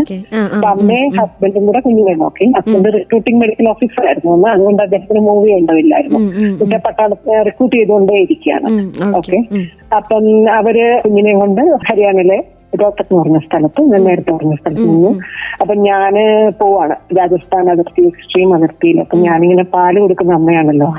അപ്പം ഇങ്ങനെ മുലപ്പാലൊക്കെ ഇങ്ങനെ ഒരു ദിവസത്തെ ജേർണിയാണ് ബോർഡറിലേക്ക്. അപ്പൊ ഇങ്ങനെ ഈ ബോർഡറിലേക്കൊക്കെ പോകുന്ന ട്രെയിനൊക്കെ ഇങ്ങനെ പതുക്കെ പോകുന്ന ഈ ലോക്കൽ ട്രെയിനൊക്കെ ജനലുകളൊന്നും ഉണ്ടാവില്ല, അല്ല ജനലുണ്ട്, കമ്പിയൊന്നും ഉണ്ടാവില്ല. പൂഴിയൊക്കെ ഇങ്ങനെ നമ്മൾ കാണുക, ഡെസേർട്ട് ആദ്യം പൂഴിയൊക്കെ ഇങ്ങനെ അടിച്ചുള്ളിൽ കയറുക. അപ്പൊ നമ്മളെ കൂടെ ഇരിക്കുന്ന ഈ അതിർത്തിയിലെ ദരിദ്രരായ ഗ്രാമീണരാണ്. അപ്പൊ ഒരു ആട് ഒക്കെ ഉണ്ട് കൂടെ, കമ്പാർട്ട്മെന്റില്. അങ്ങനെ ജീവികളും എല്ലാം കൂടെ കൂടി ഇരുന്ന് നമ്മൾ വേറെ പട്ടാളക്കാരും അതിർത്തിയിലെ ഇങ്ങനെ ദരിദ്ര മനുഷ്യരും അങ്ങനെയൊക്കെ നമ്മളവിടെ എത്തിപ്പെട്ടു. ഇങ്ങനെ ഒരു ദിവസത്തെ യാത്ര കഴിഞ്ഞ് പാലൊക്കെ ഇങ്ങനെ കെട്ടി ഞാനിങ്ങനെ ഓർക്കുന്നുണ്ട്. ഒരു ബാത്റൂമിന്റെ ടെന്റിന്റെ സൈഡിൽ ഇങ്ങനെ ടാർപോളിനാ, എല്ലാം ടെന്റാണല്ലോ. അപ്പൊ ബാത്റൂമും ഒരു ടെന്റാണ്, കുഞ്ഞൊരു ടാർപോളിന്. അപ്പൊ ഇങ്ങനെ പാല് പിഴിഞ്ഞൊഴിച്ചിട്ട് അതിങ്ങനെ നനഞ്ഞ് പാല് കെട്ടിക്കിടന്നിട്ട് അന്നേരമൊക്കെ നമ്മൾ അറിയാതെ കരഞ്ഞു പോകും. പക്ഷേ എന്റെ കാര്യത്തിൽ എന്താന്ന് വെച്ചാൽ ഈ ജെൻഡർ റോൾ എന്ന് പറയുന്നത് നമ്മളെ കുടുംബത്തില് അതൊരു ബ്ലെസ്സിങ് ആയിരുന്നു. ഞാനും ഹസ്ബൻഡ് ദൂരെയുള്ളപ്പോ ഞാന് കുഞ്ഞുങ്ങൾക്ക് അച്ഛനും അമ്മയാവും, അതുപോലെ തിരിച്ചു. അവര് കുഞ്ഞിനെ നോക്കിയത് ഒരമ്മ നോക്കുന്ന പോലെ തന്നെയാണ്. അത് ഒന്ന് പറയാം, അത്രയും സപ്പോർട്ട് ഉണ്ടായിരുന്നു ഈവൻ എന്റെ അമ്മയുടെ അടുത്തുനിന്നും. അപ്പം ഈവൻ ഞാൻ നാഗാലാൻഡിലായിരുന്ന സമയത്ത് ഇതുപോലെ ഒരിക്കലും ഇങ്ങനെ കുഞ്ഞിനെ വിട്ടിട്ട് പോയിട്ടുണ്ട്. ബുദ്ധിമുട്ടാണ്, ഡിഫിക്കൽട്ടാണ്, പക്ഷെ കുഞ്ഞ് സേഫ് ആണെന്ന് അറിയാം. പിന്നെ നമ്മൾ എല്ലാം കൂടെ ഇങ്ങനെ അങ്ങോട്ടും ഇത് വെച്ച് നോക്കുമ്പോൾ എനിക്ക് തോന്നുന്നു ഇതുപോലൊക്കെ തന്നെ ഗൾഫിലൊക്കെ കുട്ടികളെ വിട്ടിട്ട് പോയിട്ടുള്ള അമ്മമാരും കുഞ്ഞു കുട്ടികളെ വിട്ടിട്ട് പോയിട്ടുള്ളവരൊക്കെ ഇതേ സിറ്റുവേഷനിൽ കൂടെ പറയുന്നത് ഞാൻ ഒരുപാട് കഥകൾ കേട്ടിട്ടുണ്ട്. എളുപ്പമുള്ള കാര്യമല്ല, വിഷമമാണ്. പക്ഷെ അത് നല്ല സപ്പോർട്ട് ഉള്ളത് കൊണ്ട് അതങ്ങ് കടന്നുപോയി. അത് ഈവൻ നാഗാലാൻഡിലാണേലും മോള് 10th സമയത്താണ് എന്റെ ലാസ്റ്റ് പോസ്റ്റിംഗ് കിട്ടിയത് നാഗാലാൻഡ്. ആ സമയത്തും ഇതുപോലെ തന്നെയായിരുന്നു. അപ്പം ഇവൻ എന്റെ ഹസ്ബൻഡ് UN മിഷനൊക്കെ പോയ സമയത്തും കോങ്കോയിൽ പോയപ്പോൾ ഞാന് രണ്ടുപേരുടെയും എന്ന് വെച്ചാൽ അങ്ങനെ ഇങ്ങോട്ട് നമുക്കിങ്ങനെ ഇന്ന ജെൻഡർ ഇന്നത് ചെയ്യൂ എന്ന് പറയാൻ പറ്റില്ല, രണ്ടും കൂടി ചെയ്യേണ്ടി വരും ചില സമയത്തൊക്കെ. അത് ജെൻഡറുകളൊക്കെ അങ്ങോട്ടും ഇങ്ങോട്ടൊക്കെ മാറി വരും. ഇത്രയൊക്കെയാ പറയാനുള്ളത്. ഒന്ന് സ്വാപ്പ് ചെയ്യേണ്ടി വരുമെന്ന് ചില സമയങ്ങളിൽ. അതെ അതെ, ഷിഫ്റ്റ് ഒക്കെ ചെയ്യേണ്ടി വരും. അതെനിക്കാണ് എല്ലാരും രണ്ടുപേരും ജോലിക്ക് പോകുന്നവരാണെങ്കിലും അതുപോലെ കുഞ്ഞുങ്ങളാണെങ്കിലും കുഞ്ഞുങ്ങള് അഡ്ജസ്റ്റ് ആവും കേട്ടോ. എന്ന് വെച്ചാൽ നമ്മള് വിചാരിക്കുന്നവരെല്ലാം കുഞ്ഞുങ്ങള് അഡാപ്റ്റ് ആവും.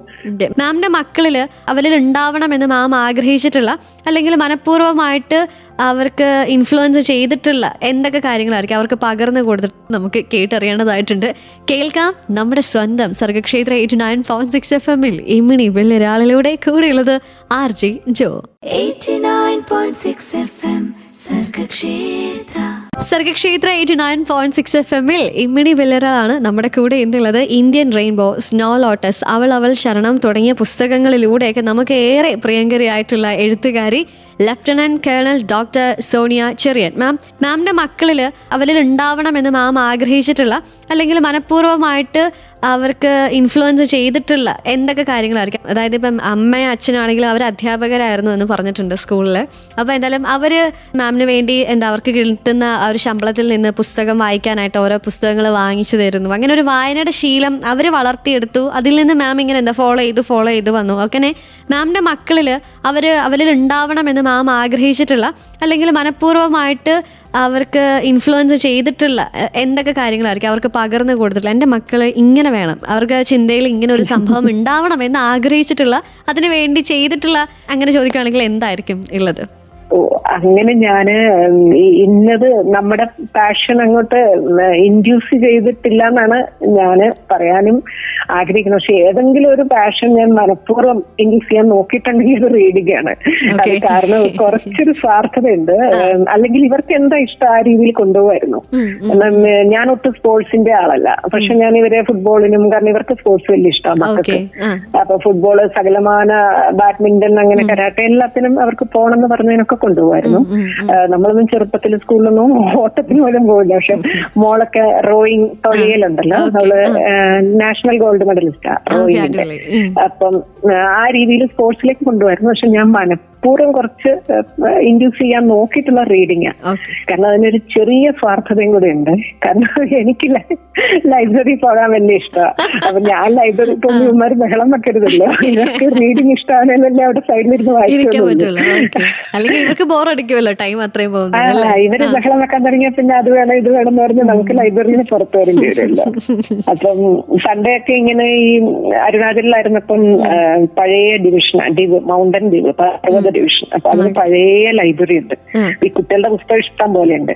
അപ്പൊ ഇവര് ഞാനവിടെ ഇരുന്ന് വലിയവരുടെ സെഷനിൽ വായിക്കുമ്പോൾ ഇവരവിടെ ഇരുന്ന് കുട്ടികളുടെ സെഷനിൽ വായിച്ചോളും. വായിക്കണം, അതാണ് നമ്മൾ ആഗ്രഹം. അതുകൊണ്ട് റീഡിങ് രണ്ടുപേരും നന്നായിട്ട് വായിക്കും കേട്ടോ. ഇപ്പോഴും മോളാണെങ്കിലും നല്ല റീഡർ. മോനെ ഇപ്പൊ കുറച്ച് സ്പോർട്സിന്റെ കുറച്ച് കൂടുതൽ ഇൻട്രസ്റ്റ് ഉള്ളതുകൊണ്ട് റീഡേഴ്സാ. അവരെ പുസ്തകം വായിച്ചിട്ട് അവര് ക്രിട്ടിസൈസ് ചെയ്യാറുണ്ടോ അല്ലെങ്കിൽ അഭിപ്രായങ്ങളൊക്കെ പറയാറുണ്ടോ? അതില് ഒരു പ്രശ്നമുള്ളത് എന്താന്ന് വെച്ചാൽ, ഞാൻ ഇവരെ 3 ലാംഗ്വേജും, മലയാളം, ഹിന്ദി, ഇംഗ്ലീഷ്, ഇവർക്ക് റീഡിങ് റൈറ്റിംഗും അറിയാം. മലയാളം ഇവിടുന്ന് പഠിച്ചിട്ടില്ല. പക്ഷെ എന്റെ അമ്മ ടീച്ചറാണല്ലോ, അപ്പൊ അമ്മ നന്നായിട്ട് പഠിപ്പിച്ചു. അപ്പൊ കുഞ്ഞിലേക്ക് ഇവര് 3 ഭാഷ വായിക്കുമായിരുന്നു, 3 ഭാഷയിൽ എഴുതുമായിരുന്നു. അപ്പൊ കുറച്ച് കഴിഞ്ഞപ്പോഴത്തേക്ക് അവർ പതുക്കെ അവര് ഇഷ്ടമുള്ള അതിലേക്ക് അങ്ങ് തിരിഞ്ഞു. നമുക്ക് ഒരുപാട് ഇങ്ങനെ ബലം പിടിക്കാൻ പറ്റില്ല. അവർക്ക് മലയാളം എഴുതാൻ വായിക്കാം, പക്ഷെ അവർക്ക് ഇഷ്ടം കൂടുതൽ വായിക്കാൻ ഇംഗ്ലീഷാണ്. അപ്പൊ അവര് ഇംഗ്ലീഷ് അധികം വായിക്കില്ല, പക്ഷെ മലയാളം എന്റെ പുസ്തകം വായിച്ചിട്ടുണ്ട്. ഈ ഓരോ ചാപ്റ്ററും ഒക്കെ പ്രത്യേകിച്ച് ഇന്ത്യൻ റെയിൻബോ ഒക്കെ തുടങ്ങിയ സമയത്ത് ഇങ്ങനെ വായിച്ച് കേൾപ്പിക്കുമായിരുന്നു, പ്രത്യേകിച്ച് മോളെ. അപ്പൊ അവര് അഭിപ്രായം പറയും, അല്ലെങ്കിൽ അവര് വായിക്കും, ഒരാൾ വായിക്കും, കേൾക്കും. ഇഷ്ടമാണ് കുട്ടികൾക്ക്, അത് നല്ലതാന്നൊക്കെ പറയുമല്ലോ. സ്വന്തം അമ്മ എഴുതായോണ്ടാണ് പറയുന്നത്. നല്ലതൊക്കെ നോവൽ എഴുതുമ്പോഴും ഞാൻ ഇവര് നല്ല റീഡേഴ്സ് ആയതുകൊണ്ട് ഞാൻ എങ്ങനത്തെ രീതിയിൽ അങ്ങനെ അവരോട് പോയിന്റ്സ് ചോദിക്കുമായിരുന്നു. എങ്ങനെ എഴുതിയാലാണ് നിങ്ങൾക്ക് കൂടെ ഇഷ്ടം എന്ന് വെച്ചാൽ പുതിയ ജനറേഷൻ ആണല്ലോ ഇഷ്ടപ്പെടുക. അങ്ങനെ എടുക്കാറുണ്ട്. അടിപൊളി. ആ ഒരു മമ്മ മക്കൾ ഡ്യുവോ എങ്ങനെയാണെന്നുള്ളത് നമ്മൾ കേട്ടറിഞ്ഞു. അപ്പൊ എന്തായാലും ഇനിയും ഇതുപോലെ ഒരുപാട് കാര്യങ്ങൾ സോണിയ ചെറിയാൻ എന്ന ഒരു വ്യക്തിയിൽ നിന്ന് നമുക്ക് കേട്ടറിയേണ്ടതായിട്ടുണ്ട്. കേൾക്കാം നമ്മുടെ സ്വന്തം സർഗക്ഷേത്ര 89.6 FM ഇമ്മിണി വെള്ളൊരാളിലൂടെ കൂടെയുള്ളത് RJ ജോ. 89.6 FM സർഗക്ഷേത്ര. സർഗക്ഷേത്ര 89.6 FM ഇമ്മിണി ബെല്ലേറലാണ് നമ്മുടെ കൂടെ ഇന്നുള്ള special guest lieutenant colonel doctor Sonia Cherian, എഴുത്തുകാരി, ഇന്ത്യൻ റെയിൻബോ, സ്നോ ലോട്ടസ്, അവളവൾ ശരണം തുടങ്ങിയ പുസ്തകങ്ങളിലൂടെയൊക്കെ നമുക്ക് ഏറെ പ്രിയങ്കരിയായിട്ടുള്ള എഴുത്തുകാരിയാണ് നമ്മുടെ കൂടെ ഇന്ന് ജോയിൻ ചെയ്തിട്ടുള്ളത്.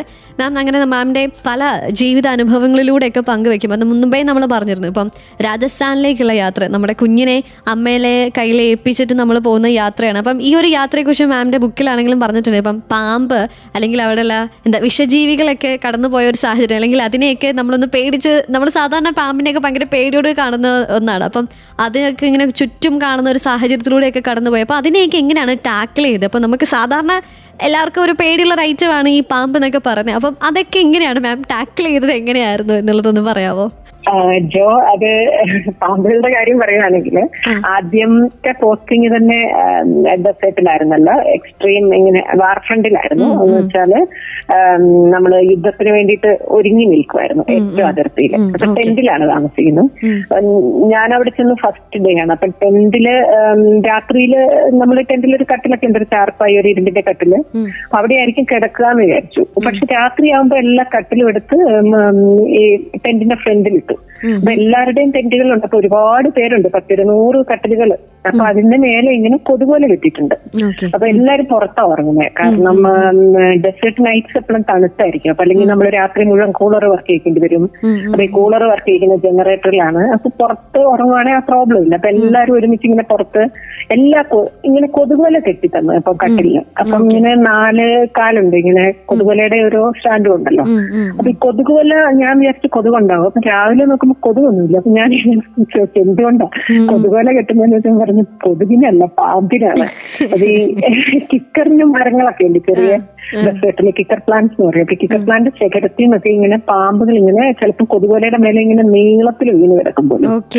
അപ്പം അന്നേരമാണ് നമുക്ക്. പക്ഷെ എനിക്ക് രാജസ്ഥാൻ ഡെസേർട്ട് അറിയാമല്ലോ, ഡെസേർട്ടിൽ എപ്പോഴും സ്നേക്സ് ഉണ്ടാകും. ഈ താർ മരുഭൂമിയല്ലേ, ഒരു നൈറ്റ് ആകുമ്പോഴത്തേക്കും എല്ലാം തണുക്കും മരുഭൂമിയുടെ. അപ്പൊ ഈ മണ്ണ് തണുക്കുമ്പോൾ ഈ രാത്രിയാകുമ്പോഴത്തേക്കും ഈ നൈറ്റ് ലൈഫ് ഒക്കെ ഉണർന്ന് എഴുതേക്കും.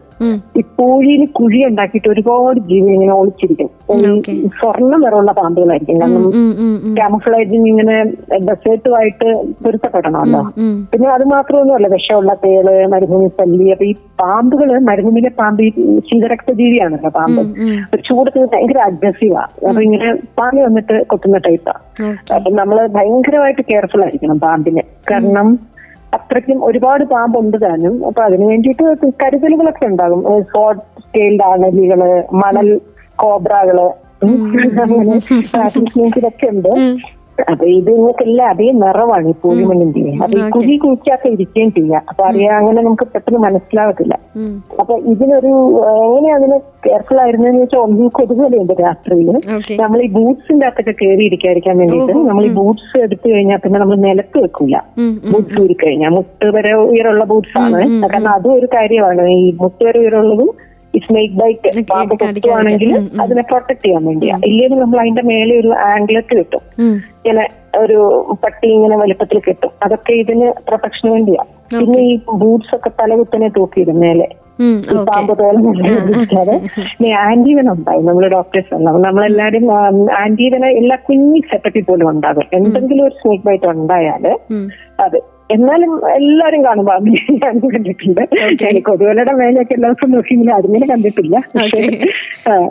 അങ്ങനെ ഒരു. പിന്നെ അതില് രസമുള്ള ഒരു കാര്യം എന്താണെന്ന് വെച്ചാൽ, ഇത് കഴിഞ്ഞിട്ട് നമ്മള് അരുണാചൽ പോസ്റ്റിങ്ങിന്റെ സമയത്ത് കഴിഞ്ഞൊരു 3-4 വർഷം കഴിഞ്ഞ് 3 വർഷം കഴിഞ്ഞപ്പോ അവിടെ ചെന്ന് കഴിഞ്ഞപ്പോ അവിടെയാണ് ഇഷ്ടംപോലെ പാമ്പ്.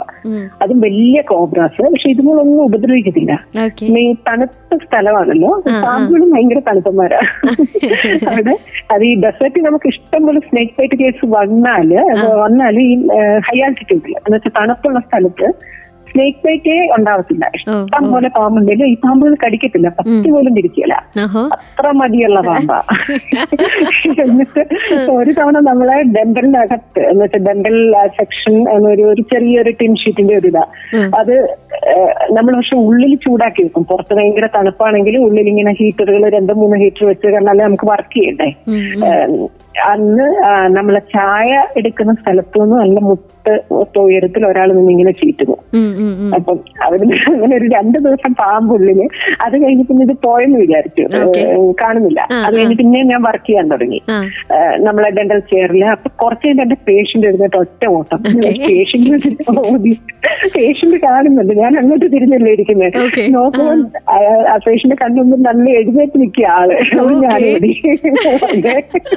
പക്ഷെ ഇദ്ദേഹം ഒന്നും ചെയ്തില്ല കേട്ടോ. അങ്ങനെ 2 ദിവസം പാമ്പുള്ളില് ഡോക്ടറും പേഷ്യന്റും പുറത്തുമായിട്ട് നിന്നു. ഞാൻ പക്ഷെ ആരെയും ഒന്നും ചെയ്യാത്തോണ്ട് ആൾക്കാർക്ക് പാമ്പിന് ഒരു വിലയില്ലേ.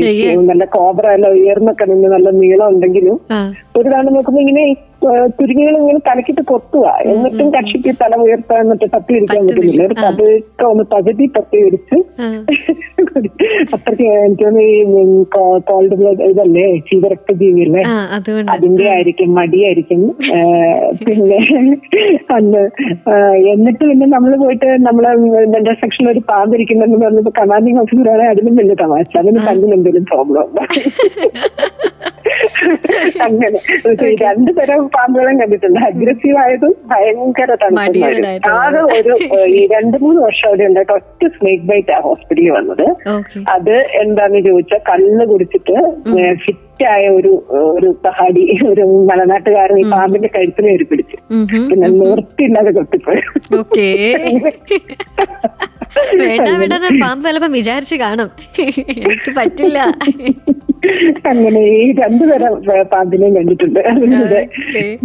അങ്ങനെ പല ഇപ്പൊ മാമിനോട് ഒരുപാട് കാര്യങ്ങൾ ഇനി നമുക്ക് ചോദിച്ചറിയേണ്ടതായിട്ടുണ്ട്. കേൾക്കാം വെമ്മിണി ബെല്ലൊരാളിലൂടെ. കൂടെയുള്ളത് ജോ ആണ്. ദിസ് ഈസ് സർഗക്ഷേത്ര 89.6 FM കാതോരം കരുതലായി കാലത്തിനൊപ്പം. 89.6 FM സർഗക്ഷേത്ര. സർഗക്ഷേത്ര 89.6 FM ഇമ്മിണി ബെല്ലറാണ് നമ്മുടെ കൂടെ ഇന്നുള്ള special guest, lieutenant colonel doctor Sonia Cherian, the writer. അപ്പോൾ എന്തായാലും മാമിൻ്റെ വിശേഷങ്ങൾ, എഴുത്ത് വിശേഷങ്ങൾ, അതുപോലെ തന്നെ മിലിറ്ററി ജീവിത വിശേഷങ്ങളൊക്കെ നമ്മളിങ്ങനെ കേട്ടുകൊണ്ടിരിക്കുകയായിരുന്നു. മാം, ഞാനിപ്പോൾ ഇങ്ങനെ ആലോചിക്കുമായിരുന്നു. ഇപ്പം മാം പറഞ്ഞല്ലോ കമാൻഡർ ഓഫീസറിൻ്റെ അടുക്ക് ചെന്നപ്പം അതിന് പല്ലിന് വല്ലതും ഇതായിട്ട് വന്നതായിരിക്കും. അപ്പം ഇങ്ങനെ നിങ്ങളുടെ അവിടുത്തെ എന്താ ഭയങ്കര രസമായിട്ട് എങ്ങനെയാണ് അവിടെ ഉള്ളവർ തമ്മിലേ എങ്ങനെ അത് കീപ്പ് ചെയ്യുന്ന ബോണ്ട്? കാരണം നമുക്കറിയാം നമ്മുടെ വേണ്ടപ്പെട്ടവരെല്ലാം വീട്ടിലാണ്, അല്ലെങ്കിൽ നമ്മൾ അവരായിട്ട് ഭയങ്കര ഫ്രീക്വൻ്റ് ആയിട്ട് നമ്മളായിട്ട് അവരായിട്ട് എന്താ മീറ്റ് ചെയ്യുന്നില്ല, അല്ലെങ്കിൽ അവരോട് സംസാരിക്കുന്നില്ല. സോ ഇവരായിട്ട് തമ്മിലുള്ള ആ ഒരു ബോണ്ട്, ആ ഒരു ഫ്രണ്ട്ഷിപ്പ്, നമ്മൾ ഈ പട്ടാളക്കാരെന്ന് പറയുമ്പോൾ നമുക്ക് ഭയങ്കര പേടിയാണല്ലോ, ഈ പോലീസ് പട്ടാള ഇതൊക്കെ പറയുന്നത്. അപ്പോൾ ടു ദ കോർ നിങ്ങൾ ഈ പട്ടാളക്കാരുടെ ഉള്ളിൻ്റെ ഉള്ളറ ഒന്ന് അറിഞ്ഞാൽ കൊള്ളാമെന്നുണ്ട്.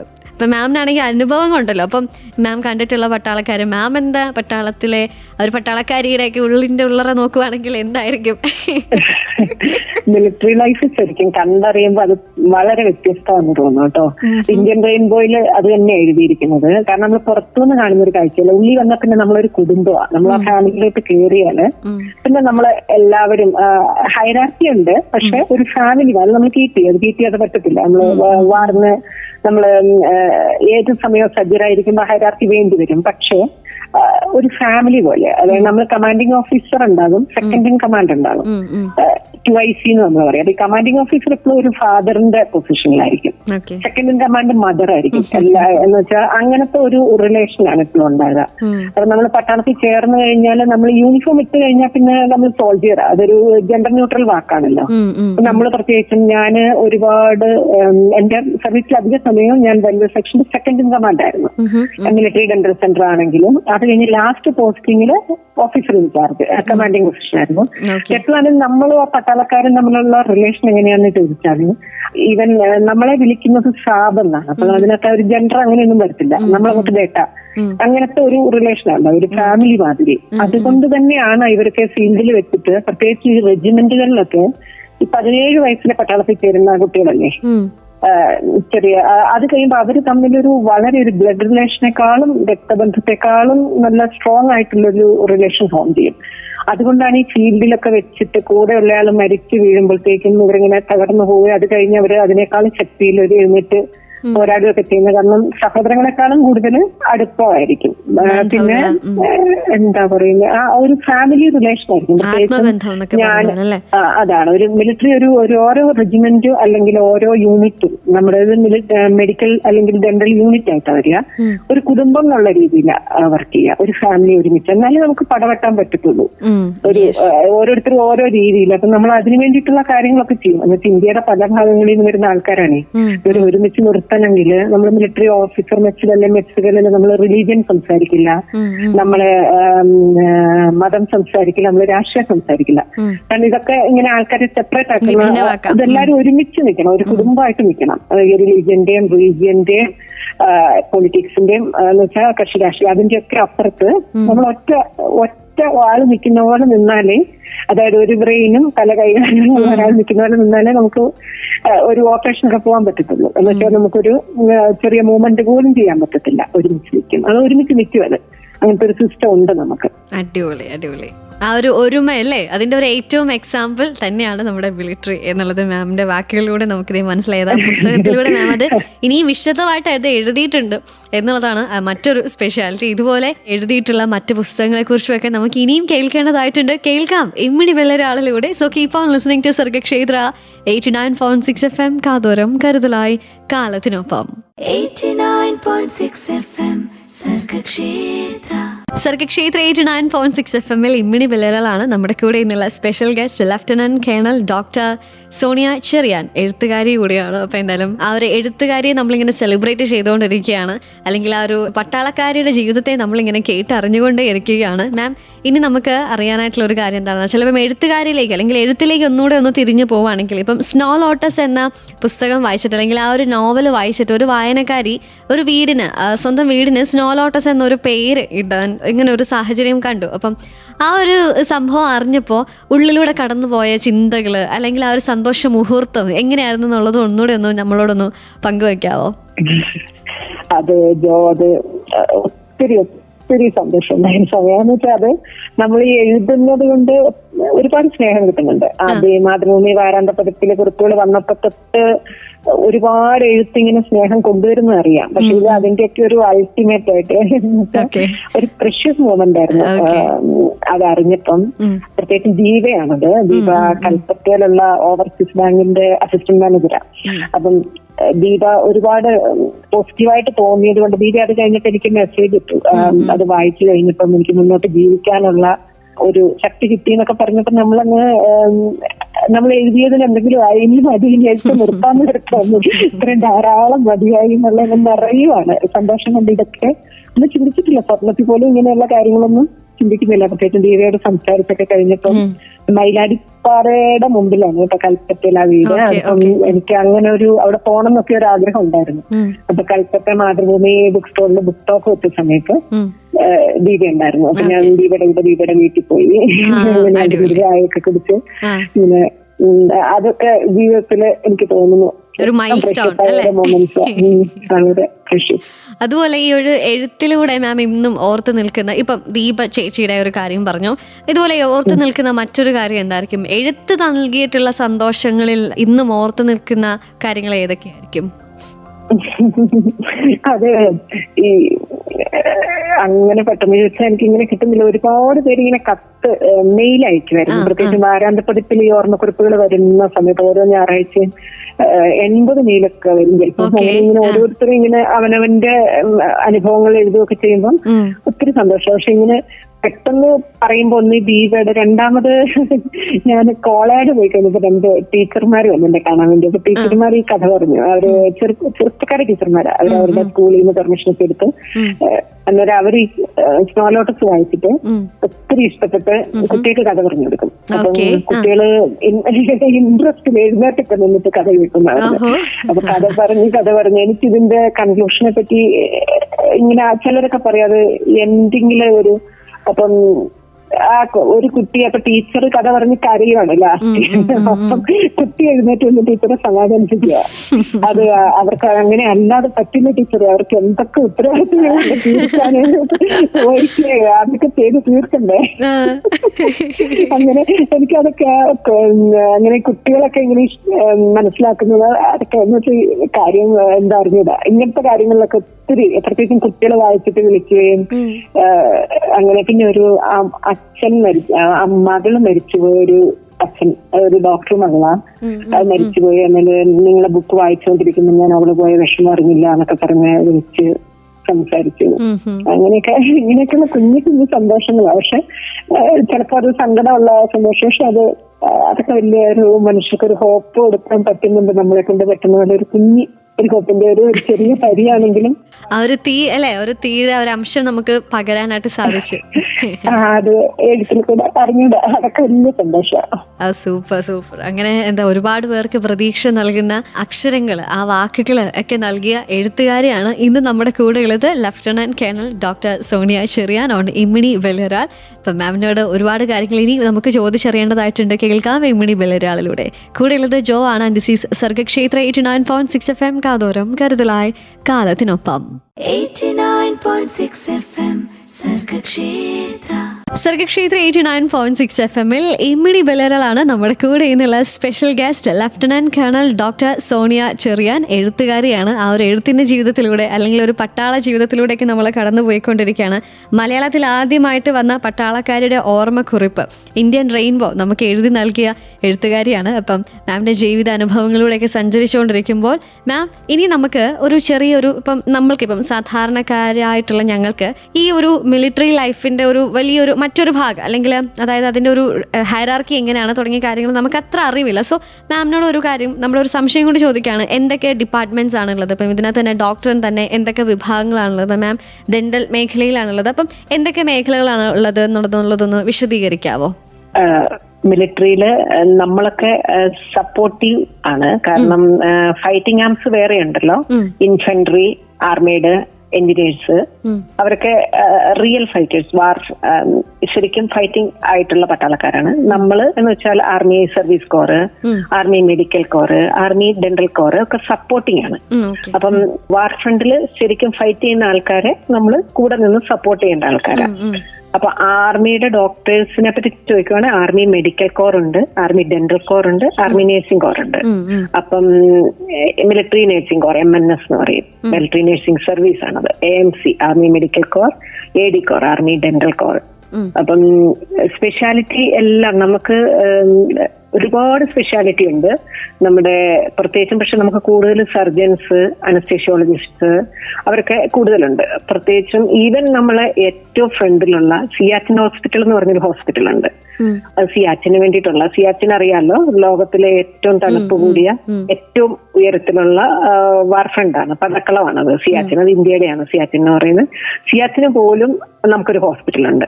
ആ സിയാച്ചിൻ ഹോസ്പിറ്റലിൽ നമുക്ക് എല്ലാ സ്പെഷ്യലിസ്റ്റുകളും ഉണ്ട്. ഏറ്റവും മിടുക്കരായ ബെസ്റ്റ് ആയിട്ടുള്ള ആൾക്കാരെ അവിടെ ചെയ്യാം. അതായത് മലകളിൽ നിന്നൊക്കെ എന്തെങ്കിലും ഒരു പ്രോബ്ലം ഉണ്ട്, അവർ ഉടനെ ഹെലികോപ്റ്ററിൽ എത്തിക്കുമ്പോൾ അത്രയും ഏറ്റവും നല്ല ഗോൾഡൻ അവറിൽ തന്നെ ട്രീറ്റ്മെന്റ് കൊടുക്കുക എന്നുള്ളത് ആക്കാൻ വേണ്ടിയിട്ട് ഏറ്റവും നല്ല ഡോക്ടേഴ്സ്, വളരെ യങ്ങായിട്ടുള്ള ആൾക്കാർ അവിടെ ഉണ്ട്, സ്പെഷ്യലിസ്റ്റുകൾ. പിന്നെ സ്പെഷ്യാലിറ്റി, പിന്നെ നമുക്ക് സൂപ്പർ സ്പെഷ്യാലിറ്റി ഹോസ്പിറ്റലുകളുണ്ട്, കമാൻഡ് ഹോസ്പിറ്റലുകൾ, പിന്നെ R&R research and referral hospital Delhi ഏറ്റവും ഹയർ സെന്റർ ആണ്. അവിടെയൊക്കെ ഒരുവിധം എല്ലാ സൂപ്പർ സ്പെഷ്യാലിറ്റികളും ഉണ്ട്. അതും ഏറ്റവും മോഡേൺ ആയിട്ടുള്ള എക്യുപ്മെന്റ്സ്. ഈവൻ ഞാന് ഫീൽഡിൽ പോയി ഡെന്റൽ സർജൻ ആണ്. ഏറ്റവും ഈവൻ ഫീൽഡിൽ പോലും നമുക്കൊരു ഫീൽഡ് ഡെന്റൽ ചെയർ ഉണ്ട്. എല്ലാം കൂടെ പെട്ടി മടക്കിയിട്ട് 2 പെട്ടിക്കകത്ത് കൊള്ളിക്കാവുന്ന, അത് നമുക്ക് എക്സ്റേ മെഷീൻ അടക്കം എന്ന് വെച്ചാൽ അത്ര ആ കാലത്താണ് പറയുന്നത്, 2002-03 ആ കാലത്ത് പോലും നമുക്ക് ഈ എല്ലാ ഫെസിലിറ്റീസും ഏറ്റവും മോഡേൺ ആയിട്ടുള്ള ഫെസിലിറ്റി ഡെന്റൽ സൈഡിൽ ഉണ്ട്. അതുപോലെ നമ്മുടെ ഹയർ സെന്റേഴ്സ്, ഡെന്റൽ സെന്റേഴ്സിലൊക്കെ എല്ലാം ഉണ്ട്. ഞാൻ ഒരു ഇംപ്ലാന്റോളജിസ്റ്റാണ്. അപ്പം ഒരുവിധം എല്ലാ സ്പെഷ്യാലിറ്റികളും നമ്മൾ ചെയ്യാറുണ്ട്. പ്രത്യേകിച്ചും വാർ റിലേറ്റഡ്, വാർ വൂൺസിന്റെ സർജറീസ് മാത്രമല്ല, ഒരുവിധം എല്ലാ സർജറീസും ഹൈലി എക്യുപ്ഡ് ആണ്. ഹൈലി ക്വാളിഫൈഡ് ഡോക്ടേഴ്സ് ഉണ്ട്. ഇതൊക്കെ പറയാനുള്ളത്. നഴ്സുമാരാണെങ്കിലും കേട്ടോ, MNS എന്ന് പറയുന്നത് മിലിറ്ററി നഴ്സിംഗ് സർവീസ് ഒരു കാലത്ത് മലയാളി നഴ്സിംഗ് സർവീസ് എന്ന് അറിയപ്പെട്ടിരുന്നു. കാരണം അധികവും മലയാളികളായിരുന്നു.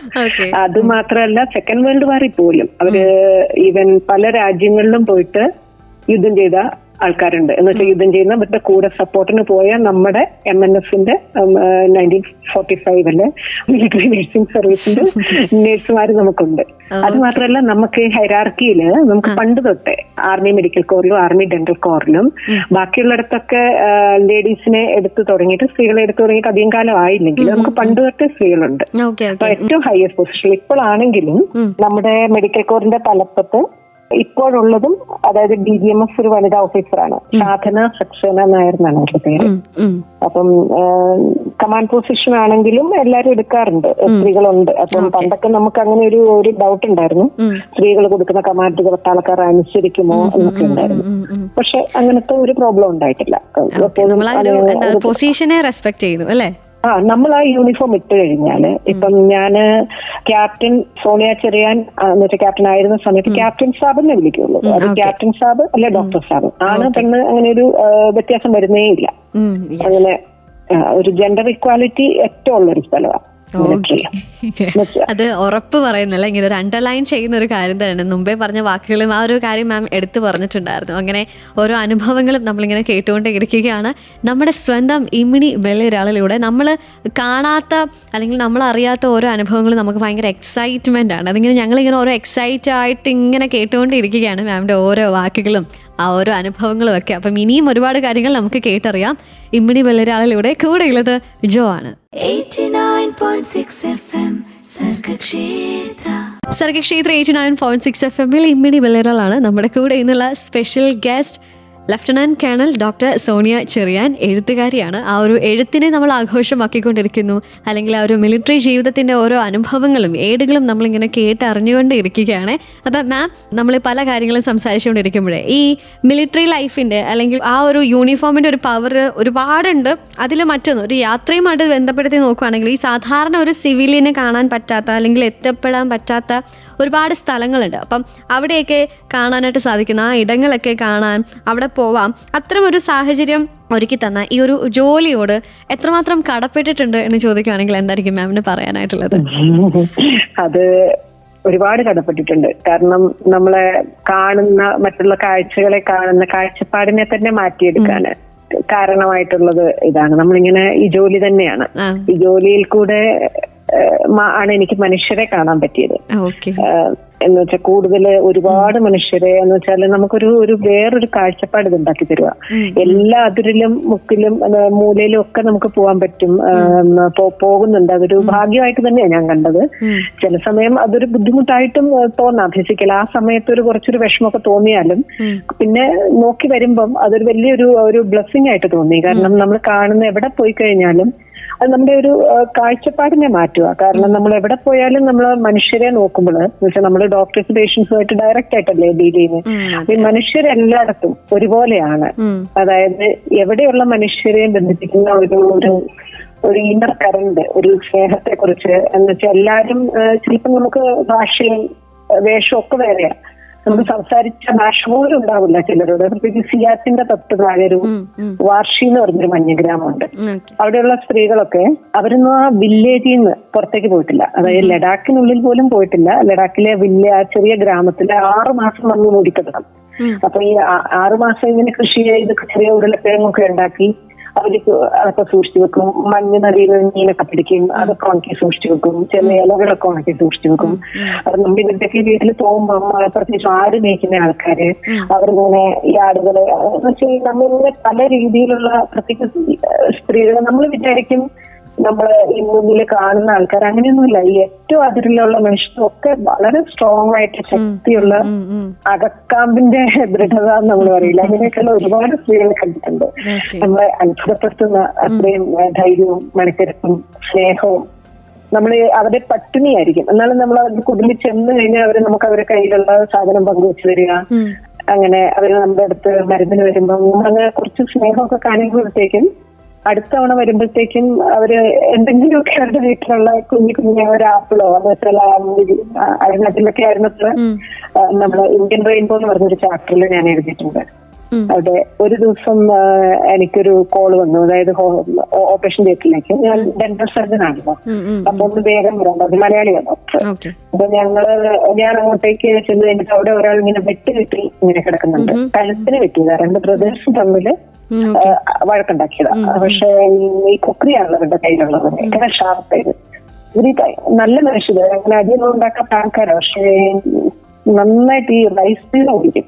ഇതൊക്കെ വീട്ടിൽ ഇങ്ങനെ ഈ പൊന്നം കൃഷി ഉണ്ടാക്കിയിട്ട് നെല്ലിൽ നിന്ന് മാറ്റി ഉണ്ടാക്കുന്ന മദ്യം ഇങ്ങനെ വലിയ ദീപകൾ ഉണ്ടാവും. അപ്പൊ കുടിച്ചിട്ട് കിറ്റായിപ്പോയതും കണ്ട 2 പേരും തമ്മിൽ വഴക്കുണ്ടാക്കി. അപ്പൊ കഴുത്തിന് വെട്ടിയിട്ട് താടിയെല്ലിനാണ്. അപ്പൊ ഈ നണ്ടിരുന്നില്ലേ കീഴ്ത്താടി എല്ലിങ്ങനെ ഇതിനെ പടർന്നു പോയിരിക്കുക. നമ്മളെ ഹോസ്പിറ്റലിൽ മലയുടെ മേലുള്ള ഹോസ്പിറ്റൽ, അത്ര കുറച്ച് വലിയ ഫെസിലിറ്റീസ് ഇല്ലാത്ത ഹോസ്പിറ്റലായിരുന്നു. എന്നുവെച്ചാൽ സർജൻ ഉണ്ട്, അനസ്തീഷ്യോളജിസ്റ്റ് ഉണ്ട്. പക്ഷെ നമുക്ക് ഇതിന് വേണ്ടത് മാക്സിലോഫേഷ്യൽ സർജനും പ്ലാസ്റ്റിക് സർജനും ഒക്കെ ചെയ്യേണ്ട ട്രീറ്റ്മെന്റ് ആയിരുന്നു. അത് താഴെ തേജ്പൂരേക്കൊക്കെ വിടാന്ന് പറഞ്ഞപ്പം എന്റെ അടുത്ത് പൈസ ഇല്ല, പോകാൻ പറ്റില്ല. ഞങ്ങള് വീട്ടിൽ വെച്ചോളാം എന്നൊക്കെ പറഞ്ഞപ്പോൾ നമുക്ക് വലിയ വിഷമം. നമ്മൾ എങ്ങനെ ഇവരെ എന്തായാലും മുറിവ് പഴുക്കാന്നറിയാം. ഞാനും അവിടെയുള്ള ഒരു സർജനും മലയാളിയാണ്. ഞങ്ങൾ 2 പേരും ചെയ്ത് നോക്കാന്ന് വിചാരിച്ചു. അങ്ങനെ അതിലെഴുതിയിട്ടുണ്ട് ഒരു ചാപ്റ്റർ. അപ്പൊ ഞങ്ങൾ 2 പേരും ഒരുപാട് നേരം എടുത്ത് ഇങ്ങനെ മുറിവൊക്കെ തുന്നി ആന്റികളൊക്കെ വെച്ച് ഫിക്സ് ചെയ്ത് ഇങ്ങനെ അതൊക്കെ ചെയ്ത് കഴിഞ്ഞ് അത്യാള് അവിടെ നിൽപ്പുണ്ട്. നമ്മുടെ ഹോസ്പിറ്റലിന് മുമ്പിൽ എത്തിയാള് പോലീസുകാരുടെ കൂടെ നിൽക്കുന്നുണ്ട്. അവരുടെ അമ്മയുണ്ട്. ഇതെല്ലാം കഴിഞ്ഞു. ഇയാളെല്ലാം ഹീലായി. കൂടെയുള്ള സർജൻ പോയി, ട്രാൻസ്ഫർ ആയിപ്പോയി. അപ്പൊ ഈ 3-4 മാസം കഴിഞ്ഞപ്പം ഈ ആപ്പിളിന്റെ സീസണില് മറ്റേ വെട്ടിയാള് ഒരു കൂടെ നിറയെ ആപ്പിളുമായിട്ട് വന്നിരിക്കുക നമുക്ക് തരാൻ വേണ്ടിട്ട്. എന്നുവെച്ചാൽ മറ്റേയാളുടെ, അതായത് വെട്ടിയാളുടെ ജീവൻ രക്ഷിച്ചതിന്റെ ഇതായിട്ട് മറ്റേയാളുടെ അഴിച്ചു വന്നിട്ടില്ല. വെട്ടിയിട്ടയാളെ ഈ ലൈഫായിട്ട് അങ്ങനെ നമ്മളിങ്ങനെ പല മനുഷ്യരെ കാണുവാണ്. എല്ലാ മനുഷ്യരും എല്ലാം ഏത് നാട്ടിലാണെങ്കിലും ഒരുപോലെയാണ്. അതായത് പല തുരുത്തുകളെയും ചുറ്റി ഒഴുകുന്നത് ഒരേ ജലമാണെന്ന് അങ്ങനെ ഒരു നമുക്കൊരു നമ്മുടെ മനസ്സിൽ എത്ര എന്നുള്ള പറയുന്ന മാതിരി നമ്മുടെ മനസ്സ് മാറിപ്പോവാണ്. എല്ലാത്തരം മനുഷ്യരും ഒരുപോലെ, ഏത് ജാതിയാണെങ്കിലും മതമാണെങ്കിലും റീജിയൻ ആണെങ്കിലും ദേശമാണെങ്കിലും മനുഷ്യര് കൂടുതൽ അറിയുന്നു. മനുഷ്യത്വത്തെ കുറിച്ച്, മനുഷ്യരെ കുറിച്ച് കൂടുതൽ അറിയാനായിട്ട് സാധിച്ചു. ഓക്കെ, അപ്പൊ എന്തായാലും ആ ഒരു കാര്യം കൂടി നമ്മളിങ്ങനെ കേട്ടു. ഇനിയിപ്പം മാമിന്റെ എഴുത്ത് എത്രമാത്രം, അല്ലെങ്കിൽ അതിനെക്കുറിച്ച് നമുക്ക് കേട്ടറിയേണ്ടതായിട്ടുണ്ട്. നമുക്ക് കേൾക്കാം. ഇമ്മിണി വിളരെ ആളിലൂടെ. കൂടെ ഉള്ളത് ജോ ആണ്. കേട്ടുകൊണ്ടിരിക്കുന്നത് സർഗക്ഷേത്ര 89.6 FM. കാതോരം കരുതലായി കാലത്തിനൊപ്പം. 89.6 FM സർഗക്ഷേത്ര. സർഗക്ഷേത്ര 89.6 FM ഇമ്മിണി വെള്ളരാളാണ് നമ്മുടെ കൂടെ ഇന്നുള്ള special guest. Lieutenant colonel doctor Sonia Cherian, എഴുത്തുകാരി. ആ ഒരു എഴുത്തിനെ കുറിച്ച് നമ്മളിങ്ങനെ ആഘോഷമാക്കിക്കൊണ്ടിരിക്കുമ്പോൾ, അല്ലെങ്കിൽ നമ്മളിപ്പോൾ ആ ഒരു മിലിറ്ററി ജീവിതത്തെക്കുറിച്ച് പറഞ്ഞു. ഇനിയിപ്പം മാമിൻ്റെ എഴുത്തിലൂടെ മാം വായനക്കാരിലേക്ക് നൽകാൻ ഉദ്ദേശിക്കുന്ന, അല്ലെങ്കിൽ ആ ഒരു മെസ്സേജ് എന്തായിരിക്കും? ഇപ്പം അവളവൾ ശരണം എന്നുള്ളൊരു എഴുത്ത്, ആ ഒരു പുസ്തകത്തെക്കുറിച്ച് നമ്മൾ പറഞ്ഞു. സ്നോ ലോട്ടസ് നമ്മൾ പറഞ്ഞു പോകുന്നു. അതുപോലെ തന്നെ ഇന്ത്യൻ റെയിൻബോ പറഞ്ഞു പോകുന്നു. മാം പുതിയതായിട്ട് എഴുതുന്ന പുസ്തകത്തെക്കുറിച്ച് പറഞ്ഞു. അപ്പം ഇനി വരുന്ന എഴുത്തിലൂടെ ആണെങ്കിലും വായനക്കാരിലേക്ക് മാം നൽകാനായിട്ട് ഉദ്ദേശിക്കുന്ന ആ ഒരു ഉപദേശം, അല്ലെങ്കിൽ അവരോട് നൽകാനായിട്ട് ഉദ്ദേശിക്കുന്ന ഒരു മെസ്സേജ് എന്തായിരിക്കും? ജോ അങ്ങനെ ചോദിക്കുമ്പം 3 പുസ്തകം എഴുതിയിട്ടുണ്ട്. അങ്ങനെ പ്രത്യേകിച്ച് ഒരു മെസ്സേജ് ഒന്നും മനസ്സിൽ വെച്ചിട്ടല്ല എഴുതിയേ. സ്ട്രേറ്റ് ഫ്രം ദ ഹാർട്ട് എന്ന രീതിയിൽ അറിയാലോ. കപിൽദേവിന്റെ ആത്മകഥയാണ് സ്ട്രേറ്റ് ഫ്രം ദ ഹാർട്ട്. അപ്പൊ മനസ്സിൽ എന്താ തോന്നിയത് അതാത് സമയത്ത് അതിലേക്ക് എഴുതുക. അതിൽ ആർക്കെങ്കിലും എന്തെങ്കിലും അതിന് എടുക്കാൻ പറ്റുവാണെങ്കിൽ അത് വലിയ കാര്യം. അത് ഒരു എല്ലാരും എഴുതാൻ ആഗ്രഹിക്കുന്ന, എനിക്കൊന്ന് എല്ലാ റൈറ്റേഴ്സും ഹോപ്പിനെ കുറിച്ച് പറയാൻ ആഗ്രഹിക്കുന്നുണ്ടല്ലേ. പ്രതീക്ഷ എന്നുള്ള അത് അങ്ങനെ ഒരു ജീവിക്കാൻ പ്രേരിപ്പിക്കുന്ന എന്തെങ്കിലും എഴുതണം, അങ്ങനെ ഒരു ആഗ്രഹം ഉണ്ടായിരുന്നു. അത് വായനക്കാർക്ക് എത്ര കിട്ടിയെന്ന് അറിയില്ല. അത് ഒരുപാട് പേര് പങ്കുവെച്ചിട്ടുണ്ടല്ലോ അല്ലേ? അത് ഒരു മാമിന്റെ ഓരോ വാക്കുകളിലൂടെ ഒരു പോസിറ്റിവിറ്റി കിട്ടി എന്നുള്ള. ഇപ്പം മാം തന്നെ പറഞ്ഞു, ഒരു അച്ഛൻ മകളെ നഷ്ടമായ ഒരു വേദന അറിയാതെ പോയി എന്നുള്ളത് ആ എഴുത്തിലൂടെ മനസ്സിലായി എന്ന് പറയുന്നു. അപ്പം അവളവൾ ശരണത്തെ കുറിച്ച് മാം പറഞ്ഞു തരുമായിരുന്നു. അത് പറഞ്ഞോളൂ. ഞാൻ അതിനിടയിൽ അത് പറഞ്ഞേ. അതെ, അവളവൾ ശരണം എന്ന് പറഞ്ഞാല് കുറെ നമ്മള് ഒരു ജീവിത എഴുത്താണ്. അത് വഴിയിൽ വെച്ച് കണ്ടുമുട്ടിയുള്ള സ്ത്രീകളെ കുറിച്ച്. അത് ജീവിതത്തിന്റെ വഴിയിലാണെങ്കിലും എഴുത്തിന്റെ വഴിയിലാണെങ്കിലും അവരുടെ ഒരു പ്രത്യേകത എന്ന് വെച്ചാൽ ഒന്നുമില്ല, സ്ത്രീയാണെന്നുള്ളൊരു കോമൺ ഫാക്ടർ മാത്രമേ ഉള്ളൂ. അത് കാലോ വിധിയോ ഒക്കെ അത്ര നല്ലതല്ലാതെ നിരാർദ്രമായിട്ട് വർത്തിച്ചു ചിലരാ. പക്ഷെ അവര് ഈ സ്ത്രീകളൊക്കെ ഒന്നിനെ പഴിക്കാതെ ഒരു ജീവിതത്തെ നല്ല സുമധുരമായിട്ട് അഭിമുഖീകരിച്ചതിന്റെ ചില ഒരു വർത്തമാനങ്ങളായി കുറിപ്പുകള്. അപ്പം അവര് മുന്നോട്ട് നടക്കാൻ വേണ്ടിയിട്ട്, അത് മുന്നോട്ട് നടക്കുന്ന മനുഷ്യരുടെ കൂടെ ചേർന്ന് കൽശാസ്ത്രീകളെ കുറിച്ചാണ്. അതിപ്പം ഞാൻ എല്ലാരെ കുറിച്ച് എഴുതിയിട്ടുണ്ട്. അതായത് പല നൂറ്റാണ്ടുകളിൽ നിന്നുള്ള സ്ത്രീകള്, 12ാം നൂറ്റാണ്ടിൽ നക്തമഹാദേവി തൊട്ട് ബുദ്ധന്റെ സ്ത്രീ യശോധര തൊട്ട് അങ്ങനെ അത് മാത്രം. അതേസമയം ഈ കഴിഞ്ഞ വർഷം ലഡാക്കിലെ ഒരു ഗ്രാമത്തില്, അങ്ങനത്തെ ഗ്രാമത്തിൽ കണ്ടുകുട്ടി ഒരു 18 വയസ്സുള്ള ഒരു പെൺകുട്ടി. അങ്ങനെ അതായത് നമ്മളെ ടച്ച് ചെയ്ത ആൾക്കാർ, ഈ മനസ്സ് ധൈര്യം കൊണ്ടേ നമ്മളെ അത്ഭുതപ്പെടുത്തിയ മനുഷ്യര്. അതൊക്കെ എല്ലാ സ്ത്രീകളാട്ടോ, സ്ത്രീകളെ കുറിച്ചാണ് എഴുതിയത്. അതിനകത്ത് നമ്മുടെ ചുറ്റുപാടിയുന്നുണ്ട്. അതായത് എന്റെ അമ്മയും ഉണ്ട് അതില്, എന്റെ വല്യമ്മച്ചുണ്ട്. അങ്ങനെ നമ്മൾ ദൂരെയുള്ളവർ മാത്രമല്ല, നമ്മുടെ വീട്ടിലേക്ക് നോക്കിയാലും നമുക്ക് കാണാം ഈ പ്രതിസന്ധികളിലൊക്കെ നല്ല ഉറച്ച് നല്ല പാറ പോലെ നിൽക്കുന്ന സ്ത്രീകൾ നമ്മുടെ കുടുംബത്തിലും ഉണ്ടായിട്ടുണ്ട്. അപ്പം അങ്ങനെ എല്ലാം അങ്ങനെ എഴുതിയൊരു പുസ്തകമാണ് അവകാശം. ഓക്കെ, അപ്പൊ എന്തായാലും വായനക്കാരിൽ ഒരു ഹോപ്പ് കൊടുക്കുക, നമ്മുടെ ചുറ്റുപാടും ഉള്ള ആളുകളിലേക്കും നോക്കുക, ദൂരെയുള്ള ആളുകളെ എല്ലാവരെയും മനുഷ്യരായി കാണുക എന്നുള്ളതൊക്കെ എഴുത്തിലൂടെ കാണിച്ച ആ ഒരു എഴുത്തുകാരി നമ്മുടെ കൂടെ ഇന്നുണ്ടായിരുന്നത് lieutenant colonel doctor Sonia Cherian. ഇനിയിപ്പോൾ പാട്ടിലേക്ക് പോകാം. പാട്ടിന് ശേഷം മാമിന് പറയാനുള്ളത് എന്താണെന്നുള്ളത് നമ്മൾ പറയുന്നതായിരിക്കും. സോ ഇനി പാട്ടാണ് വരുന്നത്. പാട്ടുകൾക്ക് ശേഷം കേൾക്കാം, കേട്ടറിയാം ഇമ്മിണി വെള്ളിരാളിലൂടെ. 89.6 FM സർഗക്ഷേത്ര.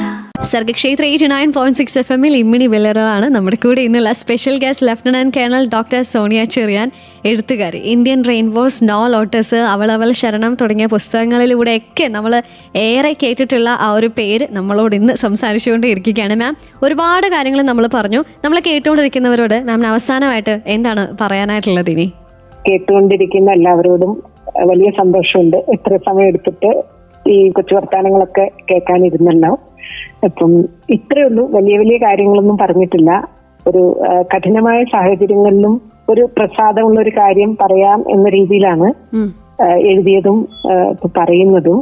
ഒരു ഹൈക്കും ഉണ്ടല്ലോ, മുള്ളുവേലികൾക്കിടയിലൂടെ ഒരു പനിനീർപ്പു എത്തി നോക്കുന്നു എന്നുള്ള അർത്ഥത്തില്, അതായത് യാന്ത്രികവും കഠിനവുമായ സാഹചര്യങ്ങളിലും ഒരു ഈർപ്പമുള്ള ഒരു ഇടമായിട്ട് എല്ലാത്തിനെയും കാണാൻ ശ്രമിച്ചിട്ടുണ്ട്. എല്ലാത്തിനും ഇടയ്ക്കും പ്രസാദമുള്ള കാര്യങ്ങൾ ധാരാളമുണ്ട്.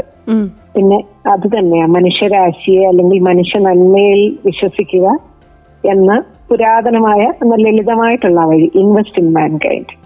അത്രേ ഉള്ളൂ, അത്രേ പറയാനുള്ളൂ. Thank you so much. So simple, so sweet, പക്ഷേ എന്താ ഭയങ്കര ആഴമേറിയ ഒരു കാര്യം. Anyway thank you so much മാം. മാമിന് എഴുത്തിൽ മാത്രമല്ല, മാമിൻ്റെ സംസാരത്തിലാണെങ്കിലും എങ്ങനെ നമുക്ക് ആ ഒരു ഓരോ ഘട്ടത്തെയും നമുക്കതിനെ പോസിറ്റീവാക്കി മാറ്റാം എന്നുള്ളത് ഇങ്ങനെ മാം പഠിപ്പിച്ചുകൊണ്ടേയിരിക്കുകയാണ്, പറഞ്ഞുകൊണ്ടേയിരിക്കുകയാണ്. Anyway thank you so much. അപ്പം ഇനിയും ഞങ്ങളിങ്ങനെ കാത്തിരിക്കുന്നു വായനക്കാരിലേക്ക് അല്ലെങ്കിൽ എഴുത്ത് ലോകത്തിലേക്ക് ഒരുപാട് കോൺട്രിബ്യൂഷൻസ് നൽകാനായിട്ട് സാധിക്കട്ടെ എന്ന് ആശംസിക്കുന്നു. Thank you so much ma'am. Thank you so much once again. ജോയോട് ഒരു നന്ദിയുണ്ട് കേട്ടോ, ഇത്രയും നല്ല നല്ല ചോദ്യങ്ങള് ചോദിച്ച് എനിക്ക് കാര്യങ്ങളെല്ലാം ഒന്ന് പറയാനുള്ള വഴി ഒരുക്കി തന്നു. നല്ല ചോദ്യങ്ങളായിരുന്നു, ഡിഫറെന്റ് ആയ ചോദ്യങ്ങളായിരുന്നു. Thank you so much Jo. Thank you ma'am. 89.6 FM Sargakshetra.